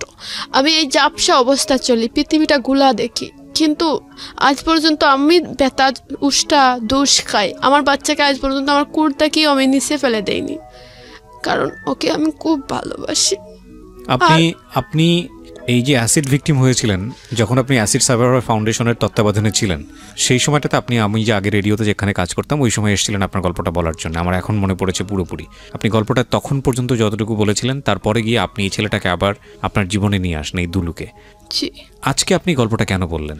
আজ বলতে চেয়েছি কারণ ওকে যে ভরসা করে বিশ্বাস করে আমি মামলাটা আপোষ করে ওকে বাইরে করছি। একটু স্বপ্ন দেখেছি, যে স্বপ্ন দেখাইছে আমাকে সারা জীবন সুখে শান্তিতে রাখবে, কোনো দিনও কষ্ট দিবে না। তাই যে ওর কথাটা দুই করে দিল, আজ আমার বাচ্চা আমাকে রাস্তায় নেমে দিল। একবার তা ভাবলো না যে মহিলাটা অন্ধ, চোখে দেখে না, আমার বাচ্চার কি হবে আর ও কি হবে। ও আমার ভবিষ্যতের কথাও ভাবেনি, আমার বাচ্চার কথাও ভাবেনি। আজ বাসা, আমার কোনো বাড়িও নাই, ঘরও নাই। আজ যে আমি এটা বাসা ভাড়া দিয়ে থাকবো, আমি কোনো চাকরি, সিলেট শহরের মানুষের দ্বারে দ্বারে চাইতে চাইতে আমি হয়রান হয়ে গেছি। কেউ একটা চাকরি দেয় না আমাকে। কি কাজ পারেন আপনি? আমি যে এখন আমার বাচ্চাটাকে নিয়ে কিভাবে বাঁচবো। আপনি কি কাজ পারেন এই অবস্থায়, শারীরিক এই অবস্থায় কি কাজ পারেন? যদি আপনার একটা কাজের ব্যবস্থা হয়, আপনি কি কাজ করতে পারবেন? আমি ছোটো মোটো যে কাজই হয় সেটাও করতে পারবো। আমি ঠিক জানি না আপনি কি কাজ পারবেন, তবে ভিডিওটা অনেকেই দেখবেন। সিলেটের, যেহেতু আপনি লন্ডনের প্রচুর লোক আছেন যারা এই ভিডিওটা দেখবেন, কারণ এটা আমার ইউটিউব চ্যানেলে যখন যাই আমি তখন দেখি যে ইউকের যে ডাটা কত পার্সেন্ট মানুষ দেখেন, সেখানে একটা বড় অঙ্কের ইউকেতে যারা থাকেন তারা আছেন। অ্যান্ড আনফর্চুনেটলি অর ফর্চুনেটলি আমি জানি না এটা কী বলবো, আপনাদের কিছু বলার নাই। ওনার একটা কাজের দরকার, কাজটা হয়ে গেলে ভালো। বাচ্চাকে নিয়ে বাঁচতে চাই, যেভাবে হোক ওর জীবনটাকে আমি সুন্দর করতে চাই। আমার স্বামী তো আমাকে আমার বাচ্চাকে রাস্তায় ফেলে দিয়ে দিছে। আমার বাচ্চারও আমি কোনো ভবিষ্যৎ বের করতে পারবো। আপনাদের মধ্যে কি ডিভোর্স হয়েছে? ও আমাকে তালাক দিয়ে দিবে সিদ্ধান্ত নিয়েছে। এটা বলেছে? হ্যাঁ। আপনি কি সিদ্ধান্ত নিয়েছেন ওনার ব্যাপারে? যাকে ভালোবাসলাম তার সুখী চাচ্ছে ও। আমি আর ওর জীবনে আর কি, আর ওর জীবনে তো আপনি কি এখনো চান ওর সংসার করতে? এখন চাইলে তো, এখন আমি বাস্তবতা বুঝে ফেলছি। এতদিন তো আমি আবেগ নিয়ে বাঁচছি, এখন বুঝছি আমি একজন প্রতিবন্ধী মানুষ। আমার চেহারা সুন্দর না, ও কিভাবে আমাকে নিয়ে সংসার করবে? আমার জীবনে কোনো সংসারও নেই, শুধু একটাই আছে, আমার বাচ্চার জীবনটা সুন্দর করা দেওয়া। আর ওর জীবনটা অনেক সুন্দর করতে হলে আমার যা যা করতে হয় সবই করব। আমি জানি না এই রেডিও অফিস থেকে গিয়ে আমি কোথায় যাবো। আমার তো টাকার জায়গাটাও চলে গেল। আপনি কাঁদবেন না, কারণ আপনার চোখে সমস্যা হতে পারে। আমি সবসময় যখন জীবন গল্প প্রচার হয় সবসময় আমি বলি যে যারা এখানে গল্প বলতে আসেন তাদেরকে জাজমেন্টে নেবেন না, এবং তারা কি করেছে না করেছে সেটা জাজমেন্ট না নিয়ে বরং নিজের জায়গা থেকে আমরা আমাদের ভুলগুলো যাতে কারেকশন করতে পারি সেদিকে খেয়াল রাখাটাই উচিত। কিন্তু আপনার জীবনের যে ইমোশনাল যে ভুলগুলো, মানে প্রথম থেকে শুরু করে এখন পর্যন্ত স্টিল, মানে আমার কেন জানি মনে হচ্ছে যে আপনাকে নিয়ে বলতে গেলে খালি বারবার আপনার ভুলগুলোই চোখে পড়ছে। বাট আমি এটা নিয়ে আর কিছু বলতে চাই না, তবে আপনার সন্তানের জন্য ভয়ঙ্কর রকমভাবে মায়া হচ্ছে, এবং ও যেন একটা সুন্দর পৃথিবী পায়, এটার জন্য অন্তর থেকে দোয়া থাকবে। এবং যারা আমাদের এই অনুষ্ঠানটা শুনছেন তাদেরকেও বলবো দোয়া করেন ওদের জন্যে। ও আসলে কোনো হেল্প চাওয়ার জন্য আপনাদের কাছে আসেনি, আর্থিক সাহায্য চাওয়ার জন্য আসেনি। তবে এটা ঠিক যে ওর একটা কাজের যোগান খুব জরুরি, এবং ও যদি একটা কাজ পেয়ে যায়, যে কোনো কিছু করে যদি ওর সন্তানটাকে সারভাইভ করাতে পারে। সিলেটেই তো থাকেন আপনি, রাইট? হ্যাঁ, আমি সিলেটে আছি, কিন্তু এখন জানি না, ভাবতাছি কোনো একটা বাচ্চাকে নিয়ে কোনো একটা সরকারি আশ্রমে বা এতিমখানায় আমি জানি না, আমি জাস্ট জানি না কি কোথায় থাকবো এখন। কারণ আমার তো কোনো বাড়ি করি নেই, আমার বাচ্চাকে নিয়ে কোথায় থাকবো। প্রায় মানুষ বলতেছে বাচ্চাকে শিশু পল্লীতে দিয়ে দিব। আমি চাই না ওকে দূরে রাখতে, আমি ওকে আমার কাছে রাখতে চাই।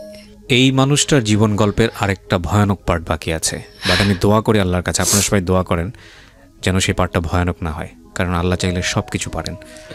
ওনার বাচ্চার সুন্দর একটা ভবিষ্যৎ হোক, ওই পার্টটা নিয়ে আমরা বা ওনার কি করবেন, উনি কি ভয়ঙ্কর রকমের ভবিষ্যতের দিকে যাচ্ছেন বাংলাদেশের সামাজিকতার প্রেক্ষাপটে, হয়তো আমরা নিজের জায়গায় চিন্তা করলে পারি এটা বুঝতে, কিন্তু আমরা মনে প্রাণে চাচ্ছি যে উনি যেন একটা নিজের পায়ে দাঁড়াতে পারেন, ওনার জন্য একটা ভালো কর্মসংস্থানের ব্যবস্থা হয়। আইনত উনি, আমি জানি না যেভাবে আপনি বললেন সেভাবে আমাদের ধর্মীয় দিক থেকে এটা বিয়ে বলা চলে কিনা, আইনত কাগজে কলমে হয়তো উনি আপনার স্বামী যেভাবে আপনি বললেন। তবে যেহেতু আপনার সন্তানের বাবা, ওনাকে নিয়ে কোনো বিরূপ মন্তব্য করতে চাচ্ছেন আমরা আমাদের অনুষ্ঠান থেকে। আপনি যে কথাগুলো বলেছেন আপনার জায়গা থেকে এটা যদি সত্যি হয়ে থাকে, তাহলে সেই জায়গাটাতে আপনার নিজের যে বড় বড় ভুলগুলো সেই ভুলটাও অনেকখানি দায়ী আজকের এই অবস্থার জন্য। এটা হয়তো অনেকেই বলবেন, সেভাবে বলাই যায়। তবে এটা ঠিক যে এর চেয়েও হয়তো ভয়ঙ্কর রকমের গল্প কারো জীবনে অপেক্ষা করছে, যেটা হয়তো ভবিষ্যতে আসবে। আসলে আমি কি বলবো, আমি আসলে বুঝে উঠতে পারছি না। এই বাচ্চাটাকে দেখার পর আমার খুব খারাপ লাগছে। মানে আমার জায়গা থেকেও যদি তেমন কিছু করার থাকতো এদের জন্য, আমি ট্রুলি করতাম। তো প্রিয় দর্শক এবং শ্রোতা, সুমি আক্তার রিয়ার বিকাশ নাম্বারটি, পার্সোনাল নাম্বারটি আমি আপনাদেরকে বলছি, সবাই একটু ধীরে সুস্থে নোট করবেন। 01315802808। আমি আবারও বলছি 01315802808।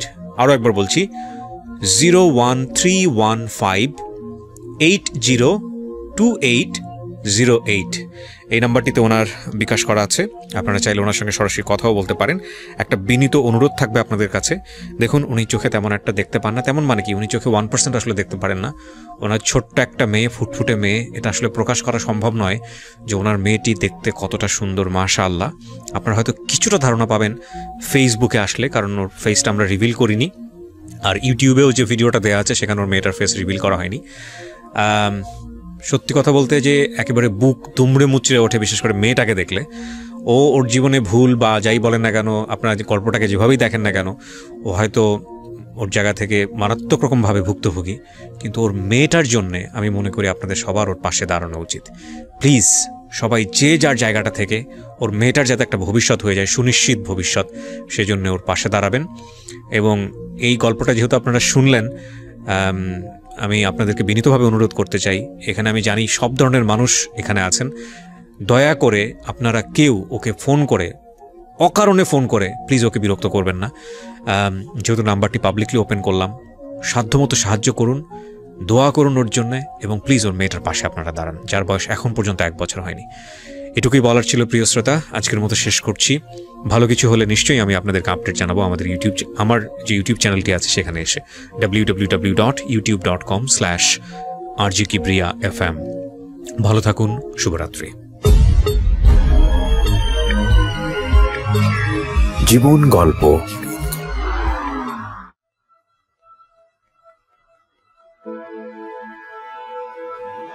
Love,